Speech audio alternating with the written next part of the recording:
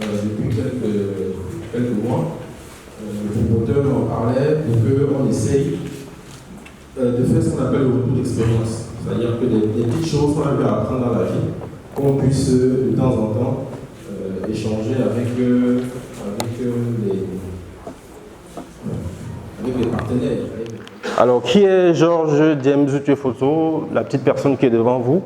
Depuis quelques années, j'assure la direction générale d'Alius Finance Cameroun. Mais avant d'y arriver, j'ai eu une autre vie avant, ou alors plusieurs vies avant. J'ai été d'abord auditeur dans ma vie, dans un cabinet d'audit où j'ai fait 8 ans.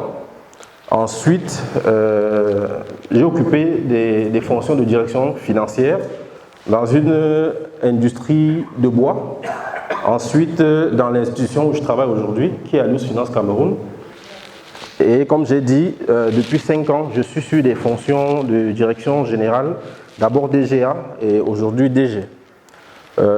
J'ai une formation orientée finance, on va dire, au Cameroun, à l'Intec, où en tant qu'auditeur, j'avais l'ambition de finir expert comptable.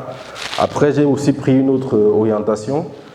J'ai fait un master en stratégie et gestion financière, donc c'est tout ce qui est contrôle de gestion, pilotage de la performance, finance d'entreprise à HEC Paris.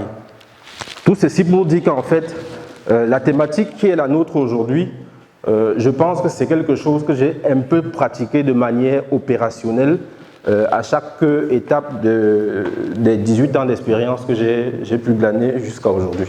Comme plan de présentation, je vous propose 5 petits points. Le premier, c'est le panorama général sur le cycle de pilotage de la performance financière. On verra que chaque fois qu'on parle de budget, en réalité, on parle de piloter la performance de l'entreprise.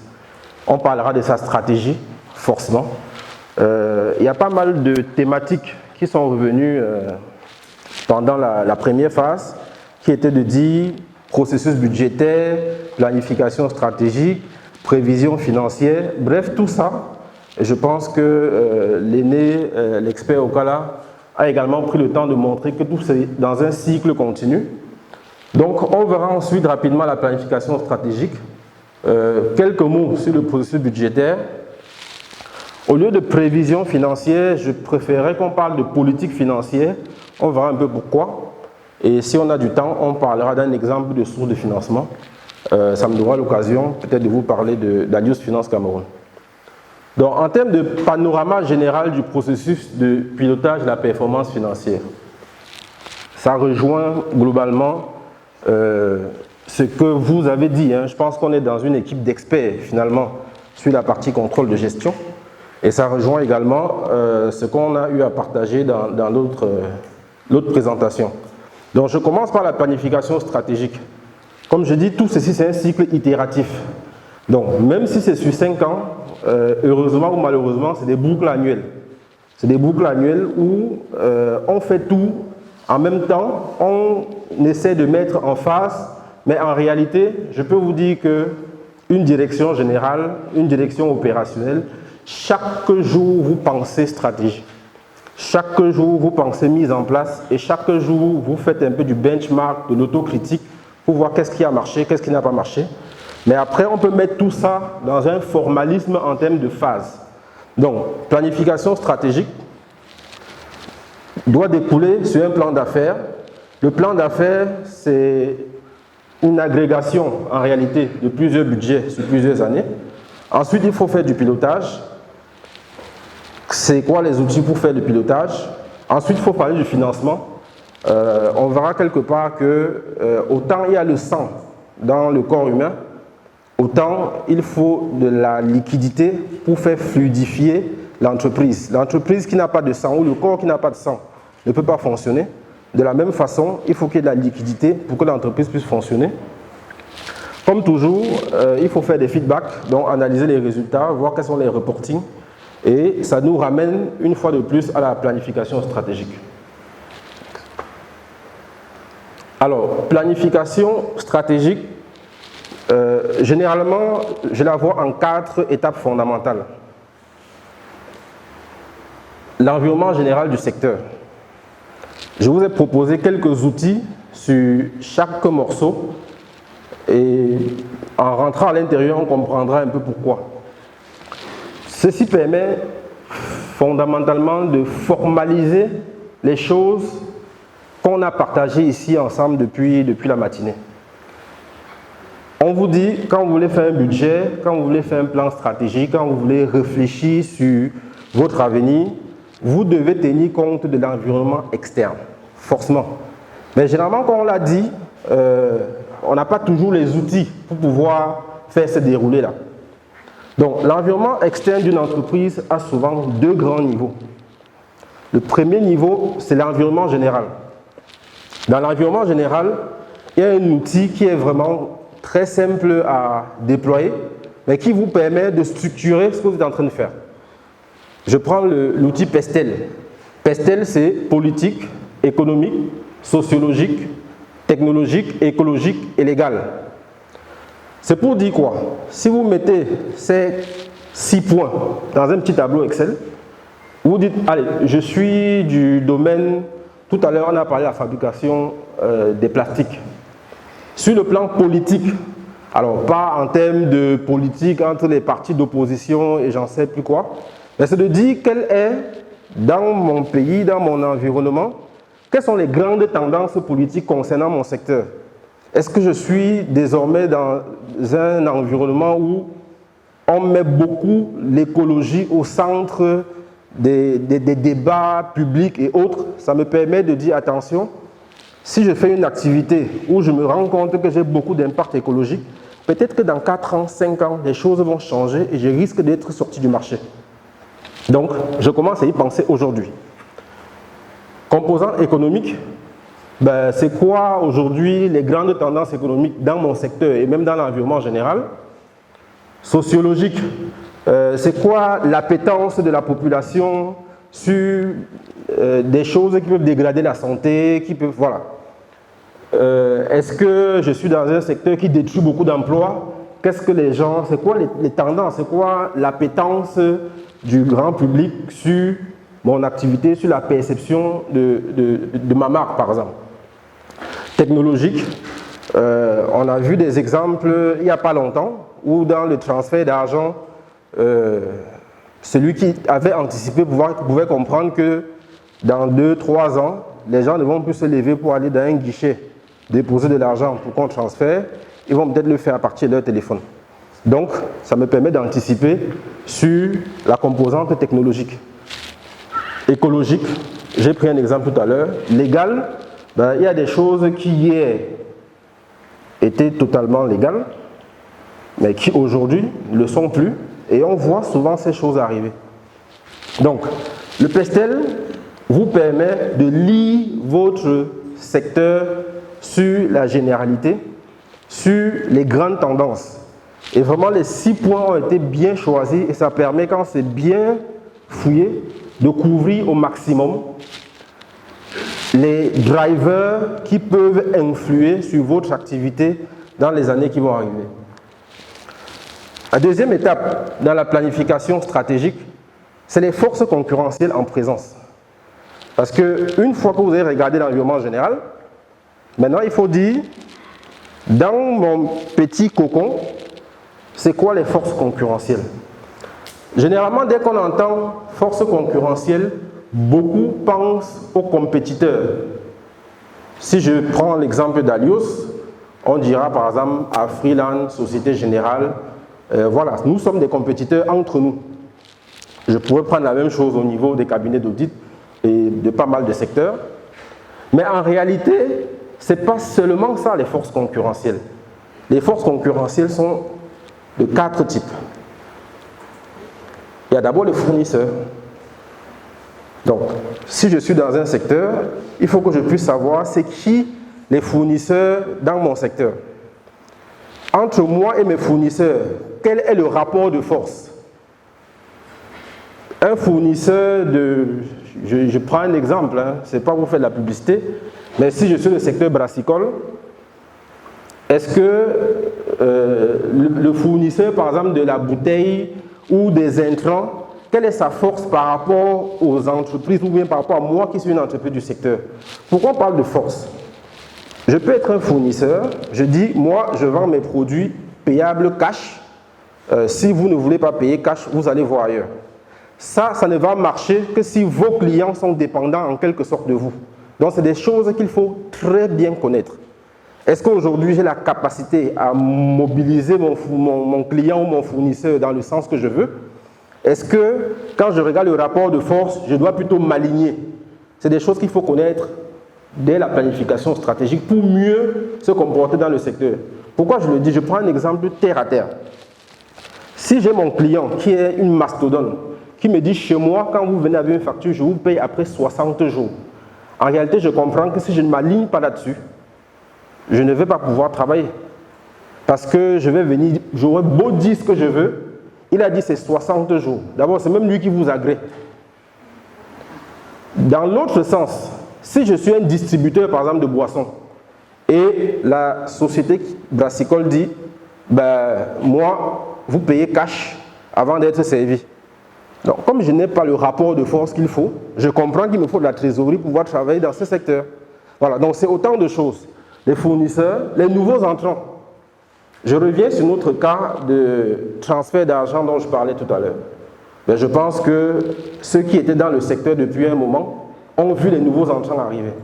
On a vu des sociétés de téléphonie mobile s'intéresser au transfert d'argent. Juste après eux, on a vu les banques s'intéresser au transfert d'argent.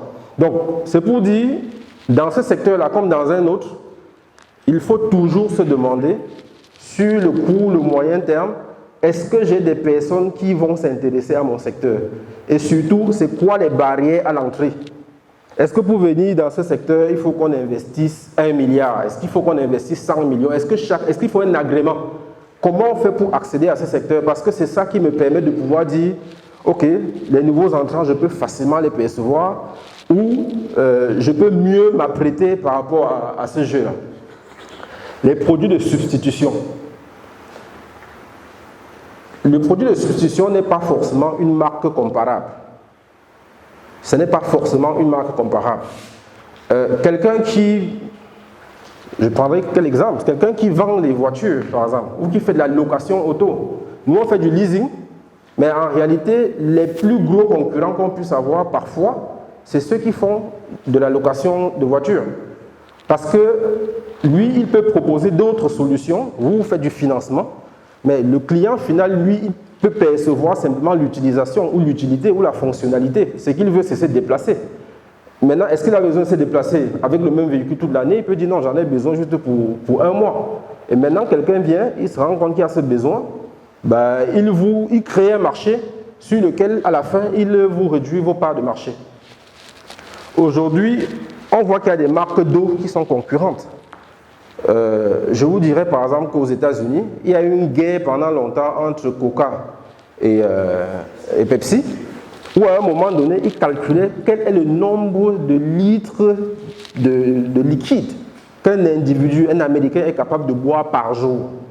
Et ils se disaient à la fin, il y a une concurrence entre l'eau et le jus.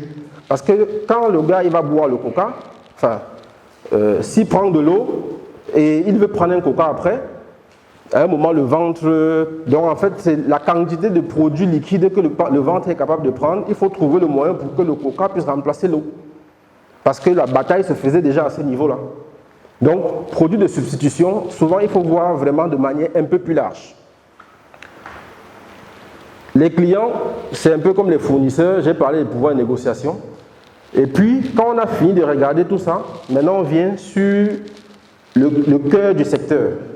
On se compare donc par rapport aux autres compétiteurs qui souvent en fait sont des complémentaires, c'est-à-dire que on peut se rendre compte que par groupe stratégique, on a des gens même avec qui on peut travailler dans le même secteur pour créer des produits complémentaires. Ça se passe dans tous les secteurs, hein, où vous pouvez avoir quelqu'un qui vend des emballages, qui en fait fait aussi de la production de produits finis. Comment l'entreprise se positionne par rapport à toutes ces personnes dans le secteur en question? Donc, Deux premiers points, le PESTEL, environnement général. Ensuite, les forces concurrentielles en présence. Le troisième point, c'est la chaîne de valeur. Il y a pas mal d'attentes ou de questions ou de sujets qu'on a échangés aujourd'hui. La trésorerie, les investissements. Il y a pas mal de sujets qu'on a échangés aujourd'hui, mais qui en réalité trouvent leur réponse, à mon avis, dans ce que j'appelle ici chaîne de valeur. Quand j'ai compris mon environnement général, j'ai compris mes concurrents et autres. Pour pouvoir modéliser mon activité, il faut que je sache comment ça se passe dans mon entreprise. Je prends un exemple. Je suis société de transport. Donc, j'ai un investissement en biens qui doit soit transporter des individus, soit des marchandises. Pour transporter des individus ou des marchandises, il faut des chauffeurs. Il faut que cet équipement prenne du carburant. Bref, il faut peut-être avoir une agence quelque part pour que le public puisse arriver. Je dois pouvoir modéliser de manière schématique, souvent c'est dans l'esprit, mais il faut formaliser comment se fait mon activité. C'est quoi mon modèle économique? Et dans tout ça, il faut toujours se dire qu'il y a des éléments métiers, si je peux dire, et puis il y a des fonctions support au sein de l'entreprise. Donc, j'ai mes intrants de production, j'ai ma chaîne logistique, j'ai l'unité de production, j'ai la relation clientèle, j'ai l'administration des ventes. Ensuite, j'ai des fonctions support qu'il faut dans toute entreprise pour coordonner, pour administrer, pour que les choses marchent. Donc, j'ai les moyens généraux, j'ai les RH, j'ai le système d'information. Aujourd'hui, il est devenu capital, hein, le système d'information. J'ai la structure managériale. Donc, tout ça mis ensemble doivent me donner un coût de revient. Pour faire simple, sur ce coût de revient, je dois ajouter une marge et tout ça mis ensemble maintenant me donne un prix de vente sur le marché. Donc, il faut être capable de comprendre tout ceci, de savoir comment ça se passe dans l'entreprise, combien ça coûte, comment est-ce qu'on met tout ça en musique, parce que c'est ça qui permet donc à la fin de pouvoir dire quel est le modèle économique de l'entreprise où on travaille et de pouvoir aller sur des approches stratégiques parce que à la fin de la journée, stratégie, budget, planification, c'est pour une chose, c'est l'équation profit. C'est de savoir comment l'entreprise va faire pour gagner de l'argent. Donc, modèle économique, ça nous permet donc de dire c'est quoi mes orientations stratégiques, c'est quoi ma proposition de valeur. Quand des clients viennent chez moi, qu'est-ce que je suis en train de leur vendre et comment faire pour que la proposition de valeur, donc les prix, les recettes que je vais obtenir, me permettent, en soustrayant tous les éléments de ma chaîne de valeur, d'établir mon équation profit. Donc, fondamentalement, sur ces 4 points, ça vous permet de partir du haut de l'environnement général, de redescendre sur les aspects concurrentiels, de bien comprendre en interne le fonctionnement de votre entreprise et puis dans la modélisation que vous aurez eu à faire, de voir qu'est-ce qu'il y a donc lieu de faire pour mettre tout ça en musique pour pouvoir gagner de l'argent, résultat, trésorerie, et j'en passe. Alors, quand on a fini cette première réflexion qui est donc sur la phase stratégique, et je voudrais dire que c'est une réflexion qu'on nourrit chaque année. On l'a établi une première fois, mais chaque année, il faut actualiser. Est-ce que je pense que la stratégie qu'on a adoptée l'année dernière, parce que le PESTEL, je me rends compte que les choses ont changé, ou bien en interne, on a eu beaucoup de difficultés et qu'il faut revoir les process, il faut revoir l'approche du travail. Chaque année, il faut faire une petite actualisation de tout ça. Donc, pour ma part, le plan d'affaires et le budget, c'est en réalité la même chose. Simplement, le plan d'affaires est sur 3 ans, 5 ans, et le budget est annuel. Donc en fait, le budget, c'est une année du plan d'affaires. Là, je ne suis pas dans les entreprises qui font le plan d'affaires pour aller donner à la banque. Ça dit qu'en fait, c'est déconnecté totalement de l'entreprise elle-même. Là, je suis dans une situation, pas théorique, c'est plutôt pratique dans pas mal d'entreprises, où on pense son business pour les années qui vont arriver. On a très bien compris les premiers points dont j'ai parlé. Maintenant, il faut chiffrer tout ça dans un document qu'on appelle business plan. en sachant que chaque année de ce business plan est donc le budget de l'année. Quelle approche utiliser? Donc déjà, il faut pouvoir faire une analyse financière de l'existant. Vraiment de manière terre à terre, si je peux dire. On est pour la plupart des contrôleurs de gestion ou des personnes du métier. Donc, d'abord le chiffre d'affaires. C'est quoi la composition de mon chiffre d'affaires? C'est quoi son évolution, les volumes, les prix moyens? C'est quoi le marché et le produit? Parce que tout ceci peut nous permettre de dire, sur les 3 dernières années, quelle que soit l'activité que je fais, je peux déterminer c'était quoi les quantités, les prix, et donc le chiffre d'affaires que j'ai eu à faire, je peux le mettre par mois et regarder la saisonnalité dont on a parlé. Voilà. Bref, je peux faire parler mon chiffre d'affaires pour qu'il me donne des enseignements sur qu'est-ce que j'ai eu à faire et qu'est-ce que je prévois de faire. Comme le disait l'expert Okala tout à l'heure, ça vous permet fondamentalement de pouvoir dire, allez, si je touche sur le chiffre d'affaires par les volumes, voilà ce que ça va donner. Par les prix, voilà ce que ça va donner. Donc moi, j'ai modélisé comment ça s'est passé sur les années précédentes. Ensuite, il y a les autres agrégats de gestion qu'il faut bien comprendre. Mes marges, mon excédent brut d'exploitation. Donc, c'est quoi le niveau de mes charges variables, de mes charges fixes? Est-ce que j'ai un point mort? C'est autant de sujets qu'on regarde. La politique de financement. L'entreprise, comment elle s'est souvent financée? Est-ce que, si je suis par exemple dirigeant d'une entreprise où j'ai été nommé par un conseil d'administration, dans cette entreprise, est-ce que généralement ils vont à la banque prendre des crédits? Ou bien le promoteur, c'est une famille historique qui a beaucoup de cash et quand il y a des choses à faire, il préfère mettre de la poche. Donc tout ça, c'est des choses qui se lisent dans l'analyse de l'existant. Est-ce que les rentabilités, les risques financiers, quand je regarde les dernières années, c'était quoi le profil de rentabilité de l'entreprise? Est-ce qu'elle faisait du 10% de rendement quand je prends le résultat sur ses fonds propres, sur le chiffre d'affaires? Bref, il y a pas mal de ratios que vous connaissez, qu'on peut utiliser donc, pour bien comprendre l'entreprise dans laquelle on se trouve. Parce qu'il faut bien se dire un truc, le plan d'affaires ou le business plan ou le budget ne tombe pas du ciel. Peut-être la première année où on dit qu'on n'a pas de référence, donc on crée une référence. Mais en réalité, une entreprise ne passera de A à Z qu'en passant les étapes B, C, D, ainsi de suite. Donc il faut bien comprendre d'où on vient pour pouvoir prévoir ou planifier l'avenir. Je ne peux pas être quelque part, je dis, le prix du transport ou le prix de la matière que je vends chez mes concurrents, c'est 100 francs, et je dis que du jour au lendemain, allez, on va passer à 150. Ça n'a pas de sens. Donc il faut bien comprendre l'existant, d'où on vient, pour pouvoir modéliser tout ce qu'on veut faire pour l'avenir. Ensuite, la politique d'endettement. Ça rejoint ce que j'ai dit sur la politique de financement. Ensuite, quand on doit monter son business plan, il faut donc intégrer les options stratégiques. Sous-jacent et chiffrage de la croissance prévue. Qu'est-ce que je veux faire en termes de volume, de prix? Impact des orientations retenues sur la structure des coûts et les marges. Est-ce que je veux faire de la sous-traitance? Vous avez des entreprises de transport, des grands groupes, même au Cameroun, qui sont reconnus par tout le monde comme des grands transitaires et aussi qui font du transport.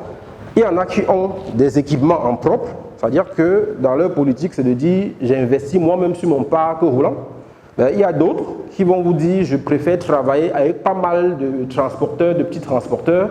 Je vais en citer 2-3. Si vous prenez Bolloré, vous prenez le groupe Maersk, ben, à un moment, ils emploient beaucoup de transporteurs. Je peux vous prendre également toujours des concurrents de ceux-là qui, eux, ont plutôt un parc logistique interne et qui préfèrent utiliser leur parc pour faire leurs opérations. Donc, c'est toujours de dire quel est le choix. Est-ce qu'on veut externaliser? Est-ce qu'on veut garder dans l'entreprise certaines choses? Est-ce qu'on pense qu'il y a des évolutions technologiques qu'on va avoir qui vont changer les coûts et autres? Chiffrage des investissements découlant de la stratégie. Si je dis que je veux externaliser, aujourd'hui on dit ok, pour tout ce qui est transport, on va externaliser. Si on le dit et on fait un programme d'investissement de 10 équipements par an, il y a un problème. Si on dit hier on a externalisé, mais on se rend compte qu'on paye des marges parce qu'on distribue un peu à des sous-traitants et autres. Mais derrière, on ne fait pas un plan d'investissement, c'est qu'il y a un problème. Donc c'est pour dire que de la stratégie développée, il y a forcément des investissements qui doivent en découler. Et il faut qu'il y ait une cohérence ou une corrélation entre tout ça. Autre sujet qui n'est pas des moindres, c'est le besoin en fonds de roulement. Alors, si je peux dire, c'est un gros mot, mais en réalité, pas mal d'entreprises meurent à cause de la problématique BFR. Vous verrez des PME qui travaillent généralement avec des grandes entreprises. Du jour au lendemain, la grande entreprise dit « je ne paye plus à 30 jours, je paye à 45 jours ». Et il y en a qui vont dire « pour moi, c'est trop fort. Les 15 jours supplémentaires, je ne peux pas ». Et vous verrez une PME qui va dire « mais si l'autre quitte le marché, comme j'avais 10% chez ce grand compte, je vais me retrouver à 20%. » Il se positionne, il va y aller. Il fait la production, il a les salariés qui attendent leur salaire, il a ses fournisseurs qui attendent leur paiement, il y a l'État qui attend ses impôts. Généralement, il était payé après 30 jours, mais il n'a pas compris que faire plus de production sur 15 jours supplémentaires sans avoir de quoi nourrir cela peut le mettre complètement en défaut. Donc, dans la modélisation, il faut penser toujours au BFR. De manière simple, c'est j'ai mes stocks, j'ai une quantité de stocks que je vais avoir qui coûte un prix. J'ai mon compte client, parce que quand je donne la marchandise au client qui va me payer dans 45 jours, ça a un montant. Mes fournisseurs, c'est une source de financement. Si j'ai des fournisseurs qui me disent tu prends la marchandise, tu payes après 90 jours, fine. Ça veut dire qu'avec un fournisseur, je peux financer mon client sur 2 cycles. Par contre, si ce n'est pas le cas, donc c'est des choses qu'il faut bien intégrer dans le montage du BP. L'évaluation des flux de trésorerie générés, donc à la fin, on verra quelque part que, je pense que je l'ai dit même tout à l'heure, avant, la trésorerie c'est le sang de l'entreprise. Un être humain peut super bien réfléchir, super bien penser, super bien saper. Si on nous met 1 heure en retirant le sang, je pense que le corps va s'écrouler. Donc de la même façon, l'entreprise qui n'a pas de sang ne peut pas fonctionner. Ensuite, la rentabilité et risque. Je ne vais pas revenir, c'est pas mal de ratios, d'éléments qu'il faut regarder. Et il faut aussi prévoir des scénarios quand on fait un business plan. Parce que quand vous avez prévu votre chiffre d'affaires, vos investissements, votre BFR, votre exploitation prévisionnelle, ça vous dit qu'est-ce qu'il faut aller emprunter par exemple. Est-ce que vous pensez que vous avez la capacité à mobiliser ces ressources? Si c'est non, peut-être qu'il faut revoir un peu à la baisse ses ambitions. Parfois, on va se rendre compte que, mais en réalité, on a même sous-estimé ce qu'on pouvait faire. Donc, il faut augmenter ses ambitions, revoir donc derrière les investissements que ça sollicite, ainsi de suite. Le financement. J'ai des actionnaires, j'ai des prêteurs. Si je monte la suite de mon affaire, la suite de la vie de mon entreprise, et je me dis, bon, chaque année, je dégage 5% de rentabilité. Quand je parle de rentabilité, c'est le résultat ramené aux fonds propres ou alors aux capitaux investis de manière générale. Si je me rends compte que je suis à 5%, oui, si j'aime mon argent, que je décide d'investir à 5%, enfin, investir et gagner 5%, ça peut être très bien pour moi. Mais si je n'en ai pas et que je me rends compte que la banque me finance à 8% ou à 10%, ça veut dire qu'en réalité, je vais faire de grosses ambitions, je vais mobiliser beaucoup de choses, j'irai sur le marché, je vais travailler pour gagner 5% et payer 8%. Donc en réalité, j'ai détruit de la valeur. Au moment d'établir les business plans, c'est vraiment l'instant clé pour dire, dans tout ce que j'ai modélisé, partant bien sûr de mon passé, que j'ai analysé et que je comprends, est-ce que quand je regarde donc la rentabilité que je veux avoir dans tout ça et que j'essaie de comparer avec ce que me coûte l'argent, est-ce qu'en réalité c'est quelque chose que je dois continuer de faire? Avec un ami, votre épouse ou votre époux, vous faites un mail ou un WhatsApp tous les jours. Donc ça vous permet à un moment donné, quand vous allez dire ok, je suis sur la planification stratégique et je veux boucler les choses, de revenir lire tout ce que vous avez eu à écrire. Parce que c'est votre pratique quotidienne, c'est votre quotidien de tous les jours qui vous permet d'identifier des problématiques à corriger, qui vous permet d'identifier de nouvelles solutions. Et à un moment donné, il faut pouvoir regrouper tout cela, refaire un peu, comme on s'est dit tout à l'heure, remettre un peu les choses dans l'ordre, et puis ça vous permet donc de formaliser simplement les choses auxquelles vous pensez chaque jour. Donc, juillet à août, planification stratégique, et puis on a parlé de note de cadrage qui peut sortir à août, à septembre. Pour moi, ce n'est pas le plus important, c'est qu'il faut faire l'exercice. Ensuite, soit faire son plan d'affaires, soit le mettre à jour. Donc, on appelle l'analyse financière, projection d'activité, rentabilité, risque, plan de financement. Après cette période viendra celle du pilotage et des budgets, plan d'action, objectif annuel, c'est quoi les variables d'action, est-ce que je suis dans une période de reprévision. Quelqu'un demandait s'il y a le Covid. Ben, je vais vous prendre juste un exemple là-dessus. Nous, généralement, avec le groupe, entre septembre et décembre, on doit avoir bouclé la partie budgétaire de sorte que le conseil, soit celui de décembre, fait une prévalidation, de septembre ou octobre, généralement c'est octobre, fait une prévalidation, et puis en fin d'année, ils vont valider de manière définitive, mais parfois il arrive que pour les contraintes budgétaires ou bien de planification, ça se tient même en début d'année suivante, mais en réalité, vous savez déjà, puisque c'est dans une itération permanente, qu'est-ce qui vous attend pour l'année suivante. Donc, je voulais prendre le cas du Covid. Ben, nous, en janvier 2000, on savait exactement qu'est-ce qu'on voulait faire sur l'année 2020. Patatras, Covid. Donc, le conseil de mars, ben, on a fait une reprévision pour dire, nous on pense que le Covid sera ci, sera ça. Pour le moment, vous pensez, vous n'avez pas la réalité, c'était un cas de force majeure, mais il fallait faire quelque chose. Donc, on a repensé le budget et rapidement, on a fait un nouveau budget en mars 2020 qui a été validé par le conseil. Mais le conseil de juin, ben, nous on s'est dit, écoutez, on va pas se prendre par le dos de la cuillère, si je peux dire. Oui, on a vu le Covid arriver, oui, c'est très difficile, oui, c'est machin, mais on a 3 mois d'expérience du Covid. On voit ce qui se passe au Cameroun. Donc, le conseil du mois d'août, on leur a dit, écoutez, nous, on revient sur notre budget initial. Ah, c'est trop, non, nous, on pense qu'on peut le faire. On a choisi de revenir sur le budget initial. Et donc, finalement, c'est pour dire qu'à tout moment dans la vie de l'entreprise, en fonction de ce que vous lisez, de l'environnement, des faits majeurs, voilà, vous pouvez influer sur vos chiffres, mais toujours est-il que fonctionner avec le budget vous permet de maîtriser ou tout au moins de donner un canevas à l'avenir. Ensuite, il y a les moyens d'animation et d'exécution. On parlait des réunions qu'il faut faire, des délégations, des points d'étape, du suivi des plans d'action. C'est des choses qu'il ne faut pas attendre la fin de l'année pour le faire. Il faut, dans la mesure du possible, structurer les séquences d'animation en équipe pour qu'on voie est-ce que le budget a donné, est-ce que les plans d'action avancent, est-ce que les objectifs qu'on s'était fixés, on est en train de les réaliser. Autre chose très importante, quand vous êtes dans votre voiture, si on dit qu'on ne roule pas à 130 km/h sur une route, la seule chose qui vous permet de savoir si vous n'êtes pas à 130 km/h, c'est le tableau de bord.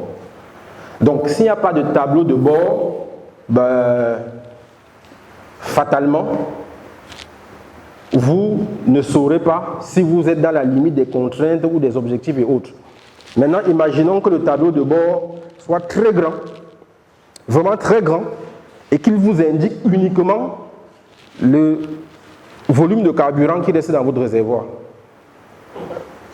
Il peut être très sophistiqué, ce tableau de bord, avec des boutons pour que l'indicateur du carburant devienne jaune ou rouge ou machin. Mais si c'est ça, votre tableau de bord, par rapport à la limitation de kilomètres sur la voie, je suis désolé, à tous les coups, vous êtes dans le rouge. Donc, ce petit exemple, c'est pour dire que les tableaux de bord doivent répondre à des objectifs. Le compte de résultat, c'est un reporting synthétique qui est très bien, mais ça ne peut pas être l'unique tableau de bord. Si je dis que j'ai fixé des objectifs de vente avec des nouveaux territoires à conquérir, ça veut dire que sur chacun de ces objectifs, j'ai décliné des actions clés et des actions de mesure de performance. Donc, il faut que dans mes tableaux de bord, je sois capable, quelque part, de les mesurer. Après, il ne faut pas que les tableaux de bord deviennent une industrie, une usine à gaz. De sorte que pour sortir ces tableaux de bord, qu'on commence le 1er jour de janvier, même en février, on n'a pas pu finir. Parce que le système d'information ne permet pas de collecter les infos. Il faut aller devant chaque opérationnel qui écrit sur un papier. Après, il y a l'opérateur de saisie qui saisit.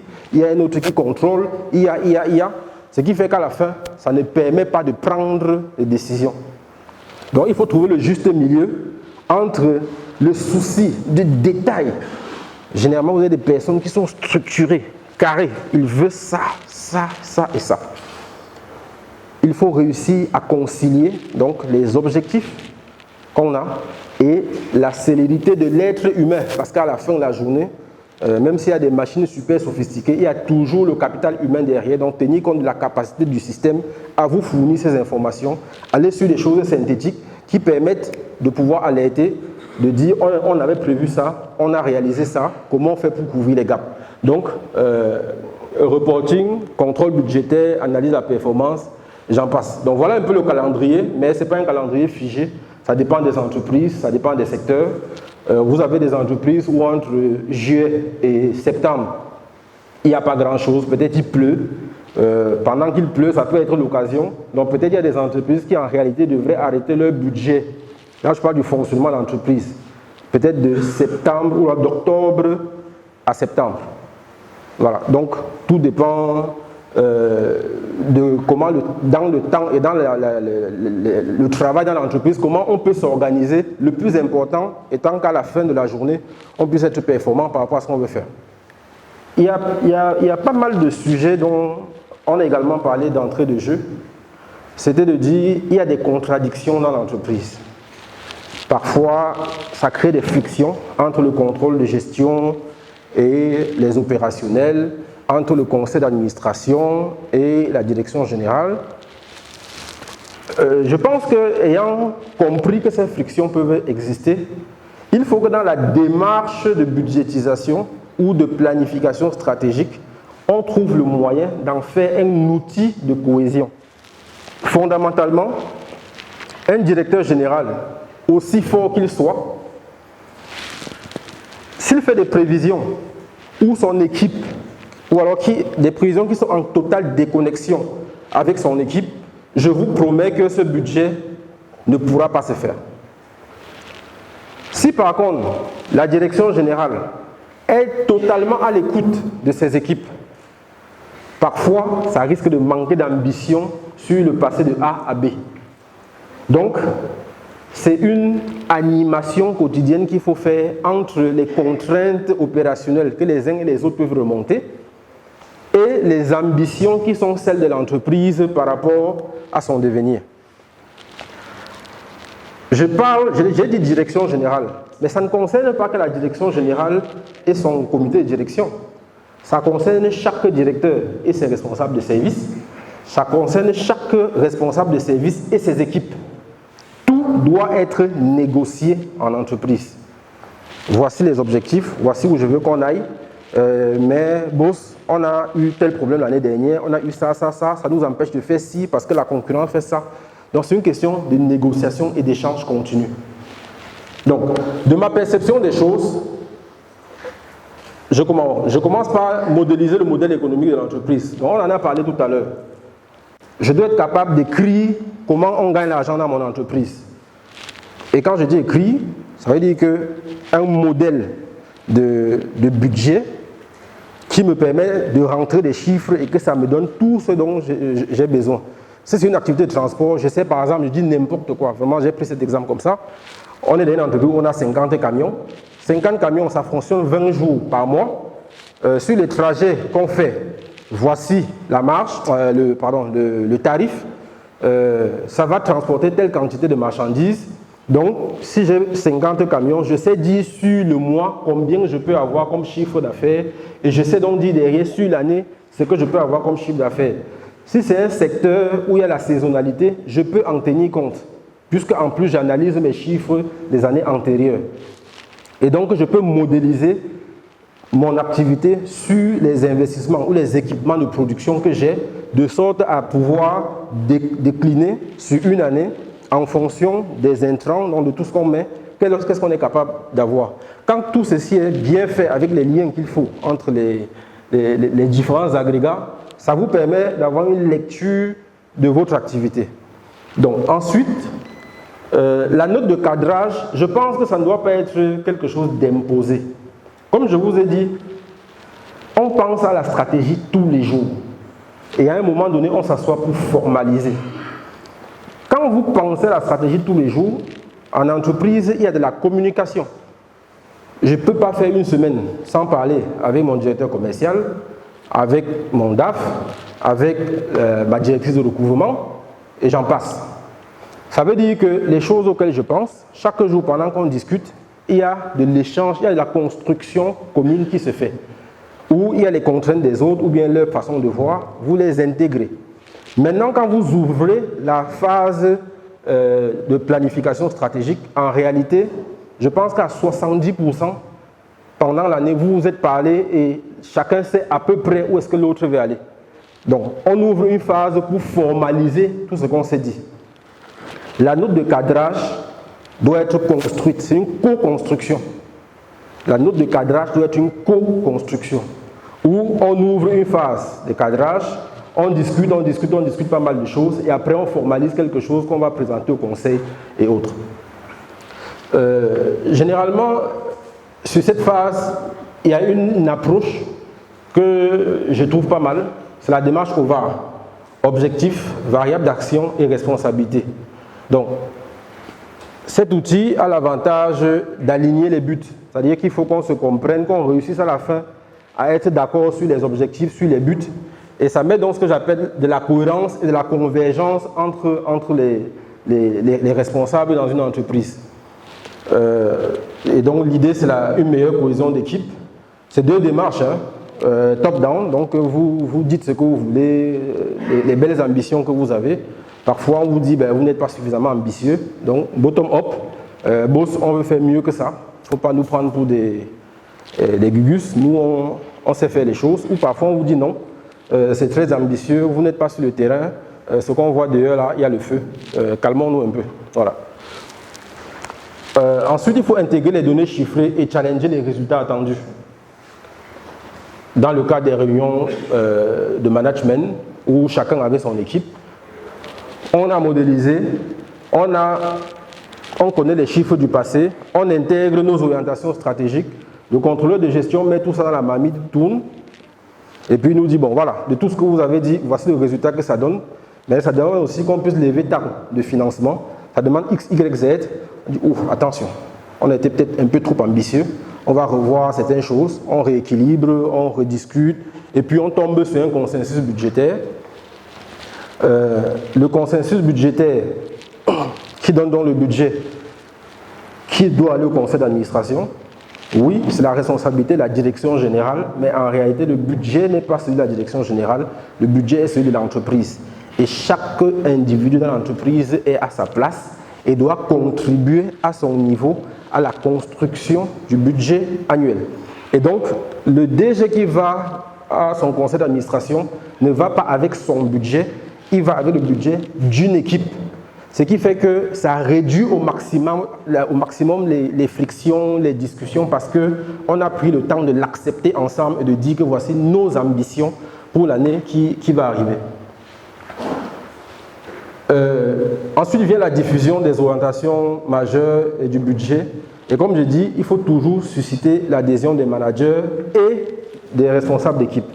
Donc nous, on a l'habitude de faire des team building. On souhaite souvent les faire en fin d'année, mais je peux vous dire que 4 fois sur 5, ça ne marche pas. On fait 2 ou 3 team building par an, mais c'est toujours difficile de penser qu'en décembre, quand on est dans le rush de la clôture annuelle, on va dégager du temps pour parler aux équipes de qu'est-ce qu'on fait l'année prochaine. Donc nous, on le fait souvent en février. Mais en réalité, tous les managers qui arrivent au team building pour faire des présentations à leurs équipes savent depuis décembre où est-ce qu'on doit aller. Donc, la présentation de février, c'est pour que tout le monde dans l'entreprise, de manière officielle et claire, sache que voici les ambitions qui sont les nôtres pour l'année suivante. Et chacun est capable de se retrouver, et on verra tout à l'heure pourquoi, de qu'est-ce qu'on m'a mis dans mes objectifs et voir le lien avec les objectifs généraux de l'entreprise. Alors, j'espère que c'est lisible. Je vous parlais de la démarche OVAR. Je pense que ce qui est de ce côté, on connaît tous, définition d'un objectif stratégique, identification d'un facteur clé de succès, choix des variables d'action, création d'un indicateur dans le tableau de bord, contrôle de l'évolution de l'indicateur. Donc ça, c'est le schéma général connu. C'est ce que j'appelais démarche OVAR, ça repose là-dessus. Ça, c'est quelque chose de simple. C'est une petite feuille Excel que le DG, généralement en premier, doit être capable de construire la sienne et d'en discuter avec ses managers. Donc, généralement, dans une petite réunion de direction, on peut se dire, OK, dans 10 jours ou dans 15 jours, il faut qu'on lance notre processus budgétaire. Vous savez bien, depuis ces derniers mois, ou bien pendant toute l'année, on a discuté pas mal de sujets dans vos différentes directions, que chacun essaye, à partir de tout ce qu'on a eu à échanger, des notes externes qu'on a eues sur la concurrence et autres, de construire un peu comment est-ce qu'il entrevoit son année suivante. Généralement, il faut avoir beaucoup d'ambition, mais il faut savoir les mesurer. Si vous avez 50 objectifs, en sachant que vous avez déjà l'existant que vous faites chaque jour, vous y collez 50 objectifs, je peux vous rassurer qu'à la fin de l'année, je ne sais pas si vous aurez fait 25% de ces objectifs-là. Ça va vous éparpiller. Donc généralement, chacun devrait avoir entre 5 et 6 objectifs majeurs. Ces objectifs doivent être déclinés en variables d'action. Donc, premier objectif, bon, ici on a mis commencer l'intitulé par un verbe à l'infinitif. Je veux augmenter mes parts de marché de 10%. Ou bien je veux faire accroître mon chiffre d'affaires de 5%. Quand je dis ça, c'est quoi les actions que je prévois faire pour cet objectif? L'objectif numéro 1. Une action peut concerner plusieurs objectifs. Donc j'ai des croix pour dire que cette action concerne l'objectif 1, 2, 3, 4, 5, 6. Quand je les ai fixés, j'ai ici les responsables des variables d'action. Le premier, c'est moi. L'autre, c'est des contributeurs. C'est des gens de mon équipe. Ou même des personnes externes. Et ensuite, je fixe les indicateurs sur lesquels je veux, sur les indicateurs que j'utiliserai pour analyser progressivement le résultat de ces différentes actions. Et donc, ça va nourrir mon tableau de bord. Donc, 6 objectifs maximum, généralement. Les objectifs d'un supérieur hiérarchique ou alors les variables d'action qui sortent des objectifs des supérieurs hiérarchiques normalement doivent donner avec les objectifs de ces N-1. C'est pour ça que je parlais de convergence des buts et cohérence. Quand je dis que je veux augmenter mon chiffre d'affaires en tant que directeur général de 10%, ben, peut-être qu'il y a de nouveaux territoires que je veux conquérir. En fait, le directeur commercial doit être capable de dire un de mes objectifs, ce sera de conquérir 3 nouveaux territoires cette année. C'est son objectif. Donc pour moi, c'est une action qui doit être déployée. Pour mon N-1, ça doit être un objectif. Donc, quand vous faites donc une réunion avec vos managers pour discuter de ceci, pour leur dire, dans 10 jours, on va faire ce travail, ils sont censés aller voir leurs équipes, faire le même travail avec leurs équipes. Dans 10 jours, on a une réunion de cadrage budgétaire où on doit déployer, creuser les objectifs avec la direction générale. Il faut que chacun d'entre vous me dise par rapport à son périmètre, c'est quoi les choses sur lesquelles il veut travailler l'année prochaine, qu'est-ce que vous avez identifié comme point d'amélioration, comme zone de progression. Et dans la même démarche, en disant, ok, voilà un peu peut-être en gros, moi ce que je vois comme objectif, quelques variables d'action, mais c'est vraiment une annonce pour laisser à chacun le temps d'aller faire son devoir, si je peux dire. Quand on a fini cette première phase de planification, donc d'annonce, si je peux dire, il faut que le dirigeant, ça peut être le DG, ça peut être le DAF, chacun doit faire son propre tableau. Et quand vous démarrez une réunion de ce style, alors ça peut être présenté comme ça ou différemment, mais vous devez être celui qui se met comme cobaye. Donc, moi, en tant que DG, je fais mon CODI, je leur dis, voilà, pour l'année prochaine, L'environnement, je vois qu'il y a ça, je vois qu'il y a X. Je peux faire un PowerPoint en 4, 5, 6 slides. Je présente tout ça et à la fin, je dis sur les objectifs, voilà ce que je pense.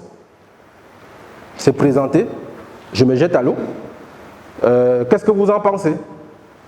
Déjà là, on fait un premier commentaire pour que les gens vous disent par rapport à votre vision ou ce que vous voulez qu'on fasse, voici ce qui pour nous ne marche pas et tout ça. Vous prenez les notes parce qu'il y aura une deuxième phase de validation. Après votre présentation, les autres présentent. Souvent, pendant cette présentation, vous vous rendez donc compte qu'entre ce que vous pensez et ce que vos équipes pensent, il y a un écart. Ce n'est pas un exercice pour sanctionner qui que ce soit, c'est de la construction commune. Donc, si lors des présentations des autres personnes, voilà, ça vous révèle les idées, ça vous permet de voir si vous êtes alignés, si vous vous comprenez, et donc d'échanger et de concilier déjà dans ces phases-là.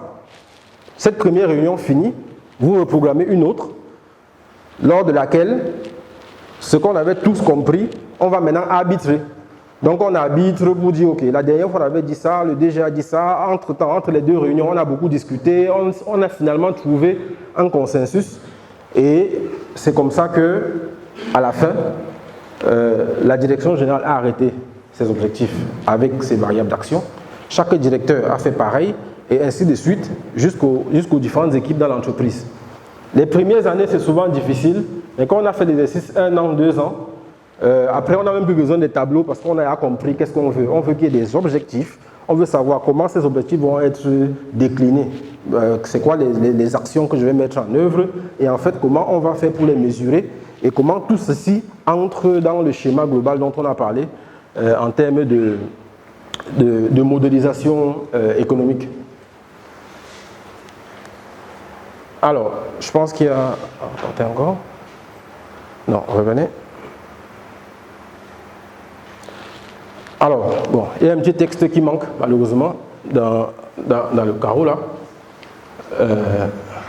Non, revenez. Ceci, c'est pour dire que le budget, ce n'est pas pour faire les résultats. Le budget, oui, il y a le résultat, mais c'est surtout quel est le projet cash de l'entreprise. Comment est-ce que cette entreprise va faire pour continuer, au-delà d'avoir fait des résultats, à réaliser, enfin, à trouver du sang pour faire ces activités. Dans le petit texte qui était ici, je vais vous le dire, le chiffre d'affaires, c'est une vanité. Le chiffre d'affaires, c'est une vanité. Le résultat, c'est une donnée. La réalité, c'est la trésorerie. Donc, chaque fois que vous parlez budget, vous devez vous rappeler que tout ça a besoin de liquidité. Donc, comment on modélise? Dans le premier petit tableau, vous avez le chiffre d'affaires, vous avez les frais généraux. Souvent, on a les amortissements et ça nous donne le résultat d'exploitation. Mais ce qui est important en réalité, c'est ce que j'appelle EBITDA. C'est-à-dire c'est le chiffre d'affaires moins les frais généraux. Tout ce qui est amortissement, calcul très très fort des comptables, ça ne joue pas ici. C'est qu'est-ce que je vais encaisser et qu'est-ce que je vais décaisser. Donc, c'est ça qui me donne mon EBITDA. Ensuite, vous avez ici un bilan comptable. Quand on vous dit actifs, immobilisés, créances, trésorerie, ensuite les fonds propres, la dette et les dettes courantes, donc dette financière et dette courante, il faut pouvoir partir d'un bilan comptable pour tomber sur un bilan économique. Donc, les couleurs vous disent qui va avec qui. J'ai mon actif immobilisé, j'ai toujours mes fonds propres de l'autre côté. Les créances courantes et les dettes courantes, c'est mon BFR dont on a parlé. Ma trésorerie et mes dettes financières, je peux mettre ça en net parce que c'est la dette nette. Ce qui me permet de dire que je prends des capitaux à investir, dettes financières et fonds propres, pour nourrir un actif économique, actif immobilisé, BFR. Et tout ça va me permettre de générer de la trésorerie EBITDA. Donc, c'est ça mon projet cash. Il faut que la somme des trois équations me permette clairement de pouvoir dire comment je gagne de l'argent ou alors comment je fais pour que ça fonctionne. Est-ce qu'il faut de la dette dans les capitaux investis? Est-ce que j'ai des fonds propres? Est-ce que j'ai mon BFR? Vous avez des entreprises où le BFR est négatif. C'est-à-dire qu'en fait, je vous prends un exemple, la grande distribution. Dans pas mal de boîtes de grande distribution, En réalité, c'est les fournisseurs qui financent l'activité. Parce que si vous regardez les grandes enseignes que nous avons ici, les fournisseurs sont payés 45 jours fin de mois. Mais le client qui se présente à la caisse, il doit payer tout de suite. Souvent, ils font même plus fort que ça. Ils disent aux fournisseurs, vous faites dépôt-vente. Ça veut dire que tout ce qu'il a à gérer, c'est le coût de ses magasins, ses entrepôts. Dépôt-vente. Donc, quand vous déposez, les clients viennent acheter, l'entreprise a sa trésorerie, elle ne vous paye pas tout de suite. Elle peut aller faire même des DAT de manière continue, ça lui permet de générer même des intérêts, et elle revient vous payer 45 jours après. C'est un modèle économique. Ça marche ici, ça marche ailleurs. Parfois, d'autres vont aller jusqu'à dire « je n'ai pas forcément besoin de faire beaucoup de marge sur mes ventes. Comme je veux que le stock tourne, je casse les marges, je ramasse beaucoup de trésorerie, je fais du recyclage de la trésorerie en banque, ça me donne une marge supplémentaire, la marge petite que j'ai dégagée en vendant au client. Et ce que le banquier m'a payé, la somme des deux, ça me permet à la fin de l'année de faire mon résultat. » Tout est une question de modélisation économique comme on a vu avant. Mais le plus important, je veux dire encore une fois de plus, c'est une entreprise, quand on parle de budget, on parle de deux choses. Oui, c'est l'exploitation courante, mais c'est surtout comment est-ce que tout ça permet d'avoir de la trésorerie. Parce que si on fait des budgets sans derrière être capable d'y donner du sang, on est un peu loin de la réalité. Ok, donc après cette première partie, je propose de prendre quelques questions et puis on parlera de ce qu'on a dit prévision financière, mais je dirais davantage politique que financière. Moi, ce que j'ai pu comprendre, c'est que la planification stratégique consistait en quelque sorte à projeter dans le futur les activités présentes de l'entreprise et d'estimer toutes les conséquences en interne et sur l'environnement externe qu'elle pourrait avoir. J'aimerais bien que ça soit intégré dans les stratégies, parce que c'est des coûts. In fine, est-ce que tous ces coûts, le client, au final, comment on ferait pour essayer d'intégrer ces coûts dans le budget ou bien dans les prix que nous donnerons aux clients? Parce que c'est une nouvelle forme de vie, c'est une réalité que nous ne pouvons pas continuer. Est-ce que ce diagnostic-là ne peut pas être observé comme une... comment dire ça? Est-ce qu'on ne peut pas se baser sur ce diagnostic pour sortir de la stratégie? Ça, c'est ce que je voulais comprendre. Au cas où ces cohérences-là ne sont pas bonnes, donc ça invalide le processus. Je voulais vous demander, quand cela surgit, qu'est-ce qu'il faut faire? Est-ce que le budget est repris, puisque ce sont les départements différents qui ont contribué à son élaboration, ou alors il y a d'autres mécanismes de correction? Par exemple, le budget des ventes n'est pas élaboré forcément par le même département qui fait finalement la trésorerie. Donc quand cela arrive, qu'est-ce qu'on doit faire? Merci. Le diagnostic de l'entreprise est une composante de la planification stratégique.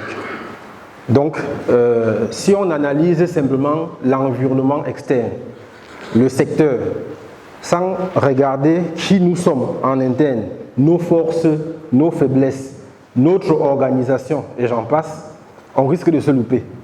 Parce que comme je l'ai dit à un moment, pour pouvoir dire que je vais faire B, il faut que je parte de A. Mais il faut que je sache où est-ce que j'en suis actuellement, tant en interne qu'à l'extérieur. Donc, diagnostic de l'entreprise et stratégie, c'est les composantes ou bien les enfants de la même famille. Il faut véritablement pouvoir le faire. Prise en compte des imprévus, notamment Covid. Le Covid, je pense que c'est une nouvelle réalité. Au-delà de la santé, c'est une nouvelle réalité économique. C'est un nouveau paradigme, c'est repenser le modèle économique de l'entreprise. Donc, entre le moment où le Covid est apparu et aujourd'hui, je pense que dans tous les secteurs pratiquement, on a eu pas mal d'enseignements. on ne pourra pas reprocher à une entreprise, à une direction générale, à des équipes, d'avoir par exemple sous-performé sur 2020. Parce que je dis, le niveau d'imprévision par rapport à ce qu'on avait projeté comme ambition, comme objectif, comme budget, les impacts du Covid étaient difficilement prévisibles. Mais je pense par exemple qu'un an après, on a vu l'entreprise fonctionner. Le budget n'est pas une réalité arrêtée. Le budget se fait dans le cadre d'un contexte économique donné. Quand je fais mes budgets, je prends un exemple, si je reviens quelques années en arrière, par exemple sur le Cameroun, je prends un autre cas, hein. On a voulu à un moment donné se dire on va ouvrir une agence à Bamenda. C'était inscrit dans le plan de développement, ça devait être fait. Malheureusement, on l'a dit avant la crise sécuritaire. Donc aujourd'hui, ça reste un projet qui va être réalisé, mais c'est différé. Parce qu'il y a un événement majeur externe qui vous empêche de. Et donc, à ce moment, le business plan peut être revu, les budgets peuvent être revus. Donc, le budget en soi n'est pas une réalité figée. C'est simplement de pouvoir dire, dans un cadre économique donné, dans un contexte mondial connu, donc une activité maîtrisée, entre parenthèses, je peux prévoir de faire telle chose. Mais OHADA, puisqu'on parle du cadre légal, quelque part aussi, par rapport au PESTEL, a prévu depuis quelques années qu'on puisse faire des conseils d'administration en ligne. Mais il faut que ce soit prévu dans les statuts. Donc, la dernière évolution de OHADA avait permis de mettre ça, et donc chaque entreprise pouvait dire désormais mes conseils ou mes assemblées générales peuvent se tenir de manière virtuelle, mais avec un canevas pour qu'on soit sûr que chaque administrateur a donné son accord ou bien a participé. Par exemple, chez nous, on l'avait fait sans savoir que le Covid va arriver. C'était juste pour donner la flexibilité. Mais aujourd'hui, c'est devenu une nécessité. Alors, il y avait une dernière question sur la trésorerie, s'il y a une incohérence. Parce que les éléments du budget viennent de divers départements. La trésorerie, comme je l'ai dit, c'est une conséquence de tout ce qu'on a dit dans les autres départements. Généralement, on ne va pas passer de, je veux dire, l'écart ne peut pas être du simple au double. C'est rare, mais ça peut arriver. Ça veut dire que quand on modélise, il y a une partie qui était déjà l'existant. Donc au moins, à minima, on sait que sur les dernières années, quand on a travaillé, voici ce que ça a donné. Maintenant, en fonction des modifications qu'on apporte sur le chiffre d'affaires, sur les investissements, sur les moyens généraux, tout ça mis en musique va vous dire, attention, voici curseur rouge, trésorerie, ça nous demande d'aller emprunter 1 milliard, on n'a pas la capacité à lever 1 milliard parce que les promoteurs n'ont pas les fonds et autres. Donc, c'est déjà pour dire, première des choses, on est sur des grandeurs ou sur des choses où on sait qu'est-ce qu'on doit toucher, quoi. On sait à peu près sur quoi travailler pour revenir dans les clous.